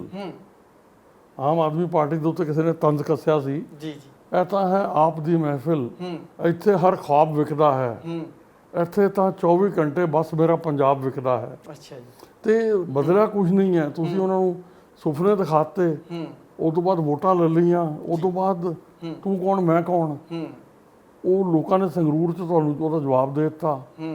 ਤੇ ਹੁਣ ਤੁਸੀਂ ਵਿਸ਼ਵਾਸ ਗਵਾ ਰਹੇ ਹੋ ਆਪਣੀ ਫੋਰਸ ਦਾ, ਆਪਣੇ ਐਡਮਿਨਿਸਟ੍ਰੇਟਿਵ ਸਿਸਟਮ ਦਾ ਜੀ। ਮੇਰਾ ਖਿਆਲ ਹੈ ਕਿ ਇਹ ਗਲਤੀ ਹੈ, ਤੁਹਾਨੂੰ ਹੁਣ ਵੀ ਸੁਧਾਰਨਾ ਕਰਨੀ ਚਾਹੀਦੀ ਹੈ। ਔਰ ਜਿਹੜੇ ਐਡਮਿਨਿਸਟ੍ਰੇਟਿਵ ਅਸੂਲ ਨੇ ਉਹਨਾਂ ਦਾ ਪਾਲਣ ਕਰਦੇ ਹੋਏ ਲੋਕਾਂ ਨਾਲ ਕੀਤੇ ਹੋਏ ਵਾਅਦੇ ਪੂਰੇ ਕਰਨੇ ਚਾਹੀਦੇ ਆ। ਤੁਹਾਨੂੰ ਬਹੁਤ ਸਾਰੇ ਪੁਲਿਸ ਅਧਿਕਾਰੀ ਇਸ ਇੰਟਰਵਿਊ ਦੇ ਵਿੱਚ ਸੁਣਨਗੇ ਜੋ ਮੌਜੂਦਾ ਹਾਲਾਤ ਹੈ, ਤੁਸੀਂ ਆਪਣੇ ਤਜਰਬੇ 'ਚੋਂ ਕੋਈ ਤਜਰਬਾ ਦੇਣਾ ਚਾਹੋਗੇ ਵੀ ਪੁਲਿਸ ਬਹੁਤ ਕੁਝ ਕਰ ਸਕਦੀ ਹੈ ਜੇ ਆਪਾਂ ਉਹ ਦੌਰ ਹੈਂਡਲ ਕਰ ਲਿਆ, ਇੱਥੇ ਵੀ ਹੈਂਡਲ ਹੋ ਸਕਦਾ, ਗੈਂਗਸਟਰਾਂ ਤੇ ਨੱਥ ਕਿਵੇਂ ਪਾਈ ਜਾਵੇ? ਸਭ ਤੋਂ ਵੱਡਾ ਸਵਾਲ ਇਸ ਟਾਈਮ ਇਹੀ ਹੈ ਜੀ। ਦੇਖੋ ਇਦਾਂ ਹੁੰਦਾ ਹੈ, ਜੀ ਪੁਲਿਸ ਨੂੰ ਜਿਹੜੀ ਦਿਸ਼ਾ ਦਿਖਾਉਣੀ ਹੈ ਨਾ, ਉਹ ਲੀਡਰਸ਼ਿਪ ਨੇ ਦਿਖਾਉਣੀ, ਜਿਹੜੀ ਉਹਨਾਂ ਨੂੰ ਲੀਡ ਕਰ ਰਹੀ ਹੈ। ਜੀ ਜੀ, ਮੇਰੇ ਸੋਚਣ ਜਾਂ ਕਹਿਣ ਨਾਲ ਕੁਝ ਨਹੀਂ ਬਣਨਾ। ਅੱਛਾ ਜੀ, ਇਹ ਦਿਸ਼ਾ ਜਿਹੜੀ ਲੀਡਰ ਹੈ ਨਾ, ਦੇਖੋ ਘੋੜੇ ਦੇ ਉੱਤੇ ਜਿਹੜਾ ਸਵਾਰ ਬੈਠਾ ਹੁੰਦਾ ਨਾ, ਜੀ ਜੀ, ਉਹ ਦਿਸ਼ਾ ਉਹਨਾਂ ਨੇ ਦਿਖਾਉਣੀ ਹੈ। ਜੀ ਜੀ, ਤੇ ਹੁਣ ਮੇਰੇ ਵਰਗਾ ਵਿੱਚ ਬੋਲੀ ਜਾਵੇ ਤੇ ਉਹ ਚੰਗਾ ਨਹੀਂ ਲੱਗਦਾ। ਬਾਕੀ ਦੇਖੋ ਜਨਤਾ ਪਰ ਫਿਰ ਵੀ ਪੰਜਾਬ ਦੀ ਗੱਲ ਹੈ ਜੀ, ਪੰਜਾਬ ਦੀ ਦੇਖੋ ਮੈਂ ਤੁਹਾਨੂੰ ਦੱਸਦਾ, ਪੰਜਾਬ ਦਾ ਨਾ ਮੈਂ ਕਵਿਤਾ ਕੁੱਤਾ ਪੜ੍ਹਦਾ ਰਹਿਣਾ। ਜੀ ਜੀ, ਮੈਂ ਉਹ ਪੜ੍ਹ ਰਿਹਾ ਸੀ ਵੀ ਜਨਤਾ ਕੀ ਹੈ। ਜਨਤਾ ਦੇ ਵਿਚਾਰੀ ਪੌੜੀ ਚਿੜੀ ਹੈ। ਉਹ ਕਹਿੰਦਾ ਵੀ ਉਹ ਸੀ ਵੀ ਚਿੜੀਆਂ ਦਾ ਫਿਕਰ ਕਿੰਨਾ, ਸਾਡੇ ਨਿਜ਼ਾਮ ਤਾਂ ਹੀ ਅੱਛਾ, ਹਰ ਆਲਣੇ ਦੀ ਰਾਖੀ ਸ਼ਿਕਰੇ ਬਿਠਾ ਗਏ ਨੇ।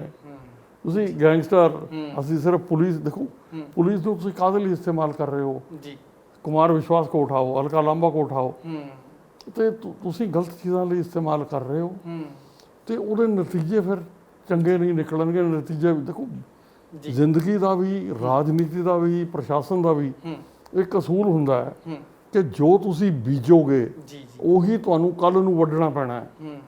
ਤੁਸੀਂ ਜੇਕਰ ਵਾਅਦੇ ਝੂਠੇ ਬੀਜੇ ਨੇ, ਉਹਦੀ ਫਸਲ ਵੀ ਝੂਠੀ ਤੁਹਾਨੂੰ ਵੱਢਣੀ ਪੈਣੀ ਹੈ। ਹੁਣ ਤੁਸੀਂ ਅਫਸੋਸ ਕਰ ਰਹੇ ਹੋ ਵੀ ਇਹ ਫਸਲ ਤੇ ਗਲਤ ਹੈ, ਜੀ ਬੀਜੀ ਹੋਈ ਤੁਹਾਡੀ ਹੈ। ਦੇਖੋ ਇਹ ਉਹ ਪੁਲਿਸ ਹੈ ਜਿਹਨੇ ਬਹੁਤ ਅੱਛੇ ਰਿਜ਼ਲਟ ਦਿੱਤੇ ਨੇ, ਜਿਹਨੇ ਅੱਤਵਾਦ ਨੂੰ ਕੰਟਰੋਲ ਕੀਤਾ ਔਰ ਪੰਜਾਬ ਨੂੰ ਨਾਰਮਲ ਕਰ ਲਿਆ ਸੀ। ਤੁਹਾਨੂੰ ਚਾਹੀਦਾ ਨਸ਼ੇ ਖਤਮ ਕਰੋ, ਤੁਹਾਨੂੰ ਚਾਹੀਦਾ ਕਰਪਸ਼ਨ ਖਤਮ ਕਰੋ, ਤੁਹਾਨੂੰ ਚਾਹੀਦਾ ਹੋਰ ਜਿਹੜੇ ਮਾਫੀਆ ਦੇ ਜਾਂ ਕਬਜ਼ਿਆਂ ਦੇ ਗਰੁੱਪ ਨੇ ਉਹ ਖਤਮ ਕਰੋ। ਤੇ ਜਦੋਂ ਤੁਸੀਂ ਇਹ ਕੰਮ ਚੰਗੇ ਤਰ੍ਹਾਂ ਜ਼ੋਰ ਨਾਲ ਸ਼ੁਰੂ ਕਰੋਗੇ ਤੇ ਤੁਹਾਨੂੰ ਉਹਦੇ ਨਤੀਜੇ ਬੜੀ ਜਲਦੀ ਮਿਲਣੇ ਸ਼ੁਰੂ ਹੋ ਜਾਣਗੇ। ਜੀ, ਨਸ਼ਿਆਂ ਦੀ ਤੁਸੀਂ ਗੱਲ ਕੀਤੀ ਹੈ, ਨਸ਼ਿਆਂ ਦੇ ਮੁੱਦੇ ਤੇ ਜ਼ਿਆਦਾਤਰ ਜਿਹੜੇ ਸਵਾਲ ਹੈਗੇ ਆ ਉਹ ਲੀਡਰਾਂ ਤੇ ਪੁਲਿਸ ਤੇ ਜਿਹੜੇ ਖੜੇ ਹੁੰਦੇ ਆ ਵੀ ਪੁਲਿਸ ਵੀ ਕਿਤੇ ਨਾ ਕਿਤੇ ਨਸ਼ੇ ਵਿਕਾਉਂਦੀ ਹੈ, ਲੀਡਰ ਇਨਵੋਲਵ ਹੈਗੇ ਆ ਇਹਦੇ ਅੰਦਰ। ਜੇ ਕੋਈ ਲੀਡਰ ਜਿਹਨੇ, ਦੇਖੋ ਪੰਜਾਬ ਦੇ ਬਦਕਿਸਮਤੀ ਕੀ ਹੈ, ਸਾਡੀ ਇੱਕ ਪੀੜ੍ਹੀ ਪੰਜਾਬ ਦੀ ਅੱਤਵਾਦ ਖਾ ਗਿਆ, ਦੂਜੀ ਪੀੜ੍ਹੀ ਨਸ਼ੇ ਖਾ ਗਏ। ਇਹ ਬੜੀ ਅਫਸੋਸ ਦੀ ਗੱਲ ਹੈ। ਤੇ ਇਹਦੇ ਅੰਦਰ ਜਿਸ ਤਰ੍ਹਾਂ ਅੱਤਵਾਦ ਨਾਲ ਲੜਦਿਆਂ ਸਖਤੀ ਕਰਨੀ ਪਈ ਸੀ, ਇੱਥੇ ਵੀ ਤੁਹਾਨੂੰ ਸਖਤੀ ਕਰਨੀ ਪਏਗੀ, ਭਾਵੇਂ ਉਹ ਪੋਲੀਟੀਕਲ ਲੀਡਰ ਹੋਣ, ਭਾਵੇਂ ਉਹ ਨਸ਼ੇ ਕਰਵਾਉਣ ਵਾਲੇ ਬਦਨਾਮ ਵਪਾਰੀ ਹੋਣ, ਭਾਵੇਂ ਉਹ ਪੁਲਿਸ ਅਫਸਰ ਹੋਣ। ਇਹਨਾਂ ਦੀਆਂ ਧੌਣਾਂ ਤੁਹਾਨੂੰ ਲਾਉਣੀਆਂ ਪੈਣੀਆਂ, ਐਕਸ਼ਨ ਲੈਣਾ ਪੈਣਾ ਹੈ। ਧੌਣਾਂ ਲਾਉਣ ਦਾ ਮਤਲਬ ਮਾਰਨਾ ਨਹੀਂ। ਮੈਂ ਸਿਰਫ ਇਹ ਕਹਿ ਰਿਹਾ ਵੀ ਇਹਨਾਂ ਦੀਆਂ ਦੇ ਖਿਲਾਫ ਸਖਤ ਕਾਰਵਾਈ ਕਰਨੀ ਪੈਣੀ ਹੈ, ਅੰਦਰ ਦੇਣੇ ਪੈਣੇ ਆ, ਭਾਵੇਂ ਉਹ ਵਰਦੀ ਵਾਲਾ ਹੋਵੇ, ਭਾਵੇਂ ਉਹ ਲੀਡਰ ਹੋਵੇ, ਜਿਹੜਾ ਨਸ਼ਿਆਂ ਨੂੰ ਸਪੋਰਟ ਕਰਦਾ ਹੋਵੇ, ਉਹ ਬੰਦੇ ਅੰਦਰ ਰਹਿਣੇ ਚਾਹੀਦੇ ਆ। ਖਾਸ ਤੌਰ ਤੇ ਜਿਹੜਾ ਗੈਂਗਸਟਰ ਹੁਣ ਵੀ ਜਿਹੜਾ ਲਾਰੈਂਸ ਬਿਸ਼ਨੋਈ ਦਾ ਹੁਣ ਰਿਮਾਂਡ ਜਿਹੜਾ ਮਿਲਿਆ ਹੋਇਆ, ਬਹੁਤ ਸਾਰੇ ਜਿਹੜੇ ਖੁਲਾਸੇ ਹੋ ਰਹੇ ਆ ਕਿਸ ਤਰੀਕੇ ਦੇ ਨਾਲ। ਵੈਸੇ ਜੇ ਆਪਾਂ ਆਮ ਇੱਕ ਧਾਰਨਾ ਲੋਕਾਂ ਦੇ ਜੀ ਮਨ ਦੇ ਵਿੱਚ ਹੈ ਕਿ ਚੰਡੀਗੜ੍ਹੋਂ ਕੋਈ ਵੀ ਬੰਦਾ ਚੀਜ਼ ਲੈ ਕੇ ਆ ਜੇ, ਤਾਂ ਕੋਈ ਮਾੜੀ ਸ਼ਰਾਬ ਲੈ ਕੇ ਆ ਜੇ ਤੇ ਉਹ ਵੀ ਫੜੀ ਜਾਂਦੀ ਹੈ, ਪਰ ਉਹ ਬੰਦੇ ਕਿਸ ਤਰੀਕੇ ਦੇ ਵੈਪਨ ਲਈ ਫਿਰਦੇ ਸੀਗੇ। ਉਹਨਾਂ ਨੇ ਦੱਸਿਆ ਕਿ ਸਾਨੂੰ 14 ਦਿਨ ਪਹਿਲਾਂ, ਮਰਡਰ ਤੋਂ ਪਹਿਲਾਂ ਵੈਪਨ ਮਿਲ ਗਏ ਸੀਗੇ ਔਰ ਕਤਲ ਤੋਂ ਬਾਅਦ ਵੀ ਜੀ ਉਹ ਕਹਿ ਰਹੇ ਵੀ 29 ਮਈ ਨੂੰ ਅਸੀਂ ਕਤਲ ਕੀਤਾ ਤੇ 5-6 ਦਿਨ ਅਸੀਂ ਉੱਥੇ ਹੀ ਰਹੇ ਹਾਂ ਆਸ-ਪਾਸ ਦੇ ਏਰੀਏ ਦੇ ਵਿੱਚ ਹੀ। ਕਿਤੇ ਨਾ ਕਿਤੇ ਉਹਨਾਂ ਨੇ ਰੇਕੀ ਵੀ ਕੀਤੀ ਹੈ, ਪੁਲਿਸ ਨੂੰ ਪਤਾ ਹੀ ਨਹੀਂ ਲੱਗਿਆ ਵੈਪਨ ਏਡੇ ਵੱਡੇ ਕਿਵੇਂ ਆ ਗਏ ਜੀ, ਉਹਦਾ ਵੀ ਨਹੀਂ ਪਤਾ ਲੱਗਿਆ ਜੀ ਕਿੱਧਰੋਂ ਆ ਗਏ। ਦੇਖੋ ਮੈਂ ਉਹੀ ਦੱਸ ਰਿਹਾ ਵੀ ਇਹ ਜਿਹੜਾ ਹੈ, ਕਦੇ ਵੀ ਜਿਹੜਾ ਕ੍ਰਾਈਮ ਕੰਟਰੋਲ ਕਰਨਾ, ਅਰਦਾਸਾਂ ਨਾਲ ਕ੍ਰਾਈਮ ਨਹੀਂ ਕਦੇ ਕੰਟਰੋਲ ਹੋਇਆ। ਅੱਛਾ ਜੀ, ਕਿ ਮੈਂ ਸੱਚੇ ਪਾਤਸ਼ਾਹ ਦੂਰ ਕਰ। ਇਹ ਤੇ ਤੁਹਾਨੂੰ ਆਪ ਨੂੰ ਤਗੜੇ ਹੋਣਾ ਪੈਣਾ, ਪੁਲਿਸ ਨੂੰ ਔਰ ਜਿਹੜੇ ਐਡਮਿਨਿਸਟ੍ਰੇਟਰ ਨੇ, ਜਿਹੜੇ ਪੋਲੀਟੀਕਲ ਲੀਡਰ ਨੇ, ਇਹਨਾਂ ਨੂੰ ਕਿ ਪੁਲਿਸ ਤੋਂ ਰਿਜ਼ਲਟ ਮੰਗਣੇ ਪੈਣੇ ਕਿ ਆਓ ਆਪਾਂ, ਤੁਸੀਂ ਇੱਦਾਂ ਕਰੋ, ਆਹ ਕਰੋ, ਆਹ ਕਰੋ, ਮੀਟਿੰਗਾਂ ਲਓ ਤੇ ਸਾਨੂੰ ਰਿਜ਼ਲਟ ਦਿਓ। ਕਿਉਂ ਹਰ ਹਫਤੇ ਮੀਟਿੰਗ ਨਹੀਂ ਰੱਖੀ ਜਾ ਸਕਦੀ? ਕੀ ਹੋਇਆ ਪਿਛਲੇ ਹਫਤੇ 'ਚ ਔਰ ਆਉਣ ਵਾਲੇ ਹਫਤੇ 'ਚ ਆਪਾਂ ਕਰਨਾ, ਗੋਲ ਫਿਕਸ ਕਰੋ। ਸਾਰੇ ਵੱਡੇ ਵੱਡੇ ਜਿਹੜੇ ਨਸ਼ਿਆਂ ਦੇ ਵਪਾਰੀ ਆ ਸਾਰੇ ਜੇਲ੍ਹ ਦੇ ਵਿੱਚ ਹੋਣ, ਇੱਕ ਵੀ ਕਿਉਂ ਬਾਹਰ ਹੋਵੇ। ਤੁਸੀਂ ਜੇਕਰ ਤੁਹਾਡੇ 'ਚ देखो, जेकर तुसी अपने आप को हेल्पलेस शो करना है कि हमें आए हुए तो 3 महीने हुए हैं, तो देखो तुसी 3 महीने बहुत उन्हें काम करने लगी ਤੁਸੀਂ ਇਹ ਸੋਚ ਰਹੇ ਹੋ ਵੀ 3 ਮਹੀਨੇ ਬਹੁਤ ਥੋੜਾ ਵਕਤ ਹੈ। ਮੈਂ ਕਹਿੰਦਾ ਵੀ 3 ਮਹੀਨੇ ਦੇ ਅੰਦਰ ਤੇ ਤੁਸੀਂ ਸਾਰਾ ਕੁਝ ਓਵਰਹਾਲ ਕਰਕੇ ਰੱਖ ਦਿੰਦੇ। ਅੱਛਾ ਜੀ, ਹੋ ਸਕਦਾ ਸੀ ਜੇ ਤੁਸੀਂ ਕਰਨਾ ਚਾਹੁੰਦੇ ਤੇ। ਜੀ ਜੀ। ਫਿਰ ਦਿੱਕਤ ਸਰਕਾਰ ਦੇ ਵਿੱਚ ਆ ਰਹੀ ਹੈ ਜਾਂ ਕਿਤੇ ਹੋਰ ਗੱਲ ਬਣੀ ਹੋਈ ਹੈ? ਦੇਖੋ ਐਦਾਂ ਹੁੰਦਾ ਹੈ ਵੀ ਦਿਸ਼ਾ ਨਿਰਦੇਸ਼, ਤੁਸੀਂ ਕਸੂਰ ਘੋੜੇ ਦਾ ਗਿਣਦੇ ਹੋ ਕਿ ਸਵਾਰ ਦਾ ਗਿਣਦੇ ਹੋ? ਦੇਖੋ ਮੈਂ ਕਹਿੰਦਾ ਵੀ ਘੋੜਾ ਜਿਹੜਾ ਉਹ ਸਵਾਰ ਦੇ ਕਹਿਣ ਤੇ ਚੱਲਦਾ ਹੈ। ਬਿਲਕੁਲ, ਜਿੱਦਨ ਨੂੰ ਉਹਨੇ ਜੇਕਰ ਤੁਸੀਂ ਸਵਾਰ ਦੇ ਵਿੱਚ ਕਾਬਲੀਅਤ ਨਹੀਂ ਹੈ ਵੀ ਉਹ ਘੋੜੇ ਨੂੰ ਭਜਾ ਸਕੇ ਜਾਂ ਲਿਜਾ ਸਕੇ ਅੱਗੇ, ਤੇ ਉਸ ਘੋੜੇ ਨੂੰ ਦੋਸ਼ ਦੇਣ ਦੇ ਵਿੱਚ ਕੋਈ ਮਾਇਨਾ ਨਹੀਂ ਹੈ ਜੀ। ਤੇ ਮੇਰੇ ਖਿਆਲ ਦੇ ਵਿੱਚ ਥੋੜਾ ਜਿਹਾ ਇਹਦੇ ਮਤਲਬ ਆਪਣੇ ਅੰਦਰ ਝਾਤੀ ਮਾਰਨ, ਜਿਹੜੇ ਕੁਝ ਗਲਤ ਸਟੈਪ ਲਏ ਗਏ ਉਹਨਾਂ ਨੂੰ ਠੀਕ ਕਰਨ ਜੀ, ਔਰ ਉਸ ਤੋਂ ਬਾਅਦ ਇੱਕ ਪਲਾਨ ਕਰਕੇ ਚੱਲਣ ਜੀ। ਦੇਖੋ ਇੱਦਾਂ ਨਹੀਂ ਵੀ ਆਹ ਕਰ ਲਓ, ਤੁਸੀਂ ਇੱਕ ਅੰਗਰੇਜ਼ੀ 'ਚ ਲਫ਼ਜ਼ ਹੈ ਨੀ ਜਰਕ ਰਿਐਕਸ਼ਨ, ਨੀ ਜਰਕ ਰਿਐਕਸ਼ਨ ਨਾਲ ਨਹੀਂ ਕੰਮ ਚੱਲਣਾ। ਇਹ ਇੱਕ ਪਲਾਨਡ ਐਕਸ਼ਨ ਹੋਣਾ ਚਾਹੀਦਾ। ਅੱਛਾ ਜੀ, ਪੂਰੀ ਪਲਾਨ ਬਣਾ ਕੇ ਫਿਰ ਕੰਮ ਕਰੋ, ਉਹਦੇ ਤੁਹਾਨੂੰ ਰਿਜ਼ਲਟ ਮਿਲਦੇ ਆ। ਤੁਸੀਂ ਆਪਣੇ ਬਿਜੀ ਸ਼ਡਿਊਲ ਦੇ ਵਿੱਚ ਸਾਡੇ ਲਈ ਟਾਈਮ ਕੱਢਿਆ, ਤੁਹਾਡਾ ਤਹਿ ਦਿਲ ਤੋਂ ਜੀ ਸ਼ੁਕਰਗੁਜ਼ਾਰ। ਨਹੀਂ, ਥੈਂਕ ਯੂ ਬਰਾੜ ਸਾਹਿਬ, ਚੰਗਾ ਸਗੋਂ ਉਸੇ ਬਹਾਨੇ ਇੱਕ ਡਿਸਕਸ਼ਨ ਹੋ ਜਾਂਦੀ ਹੈ ਜੀ, ਤੇ ਥੈਂਕ ਯੂ ਵੈਰੀ ਮਚ ਜੀ। ਸੋ ਇਹ ਸੀ ਸਾਬਕਾ ਡੀਜੀਪੀ, ਖਾਸ ਤੌਰ ਤੇ ਜਿਨ੍ਹਾਂ ਨੇ ਬਹੁਤ ਸਾਰਾ ਆਪਣਾ ਉਹਨਾਂ ਦਾ ਤਜਰਬਾ ਸੀ ਕਾਲੇ ਦੌਰ ਤੋਂ ਲੈ ਕੇ ਹੁਣ ਤੱਕ ਦਾ ਸਾਰਾ ਕੁਝ ਉਹਨਾਂ ਨੇ ਦੱਸਿਆ, ਜੋ ਵੀ ਕੁਝ ਆਪ ਹੰਡਾਇਆ ਉਹ ਵੀ ਦੱਸਿਆ, ਤੇ ਮੌਜੂਦਾ ਇਸ ਟਾਈਮ ਕੀ ਹਾਲਾਤ ਬਣੇ ਹੋਏ ਆ, ਚਾਹੇ ਤਾਂ ਪਿਛਲੇ 10 ਮਹੀਨਿਆਂ ਤੋਂ ਲੈ ਕੇ ਹੁਣ ਤੱਕ ਡੀਜੀਪੀ ਸਾਹਿਬ ਜਿਹੜੇ ਬਦਲ ਰਹੇ ਹੈ, ਜਾਂ ਫਿਰ ਦਿਨ ਦਿਹਾੜੇ ਜਿਹੜੀ ਗੋਲੀਬਾਰੀ ਹੋ ਰਹੀ ਹੈ, ਗੈਂਗਸਟਰ ਕਿਸ ਤਰੀਕੇ ਤੇ ਇਹਨਾਂ ਨੇ ਦੱਸਿਆ ਕਿ ਨੱਥ ਪਾਈ ਜਾ ਸਕਦੀ ਹੈ ਗੈਂਗਸਟਰਾਂ ਤੇ। ਘੋੜੇ ਦਾ ਕਸੂਰ ਨਹੀਂ ਹੁੰਦਾ, ਘੋੜੇ ਦੇ ਉੱਤੇ ਜਿਹੜਾ ਬੈਂਤ ਲੈ ਕੇ ਬੈਠਾ ਹੁੰਦਾ ਉਹਦੇ ਤੇ ਬਹੁਤ ਕੁਝ ਡਿਪੈਂਡ ਕਰਦਾ ਕਿ ਉਹਨੇ ਕਿੱਧਰਲੇ ਪਾਸੇ ਨੂੰ ਲੈ ਕੇ ਜਾਣਾ ਹੈ, ਤੇ ਕਿਸ ਤਰੀਕੇ ਦਾ ਸਰਕਾਰ ਦੇ ਉੱਪਰ ਵੀ ਉਹਨਾਂ ਨੇ ਦੱਸਿਆ ਕਿ ਸਰਕਾਰ ਨੂੰ ਹੁਣ ਕਿਸ ਤਰੀਕੇ ਦੇ ਨਾਲ ਇੱਕ ਮੀਟਿੰਗਾਂ ਕਰਨੀਆਂ ਚਾਹੀਦੀਆਂ ਕਿ ਇਹ ਲਾਅ ਐਂਡ ਆਰਡਰ ਦੀ ਜਿਹੜੀ ਸਥਿਤੀ ਹੈ ਕਿਸ ਤਰੀਕੇ ਦੇ ਨਾਲ ਇਹ ਸੁਧਰ ਸਕਦੀ ਹੈ। ਤੁਸੀਂ ਦੇਖਦੇ ਰਹੋ ਹਮਦਰਦ ਟੀਵੀ, ਮੈਨੂੰ ਦਿਓ ਇਜਾਜ਼ਤ, ਸਤਿ ਸ਼੍ਰੀ ਅਕਾਲ।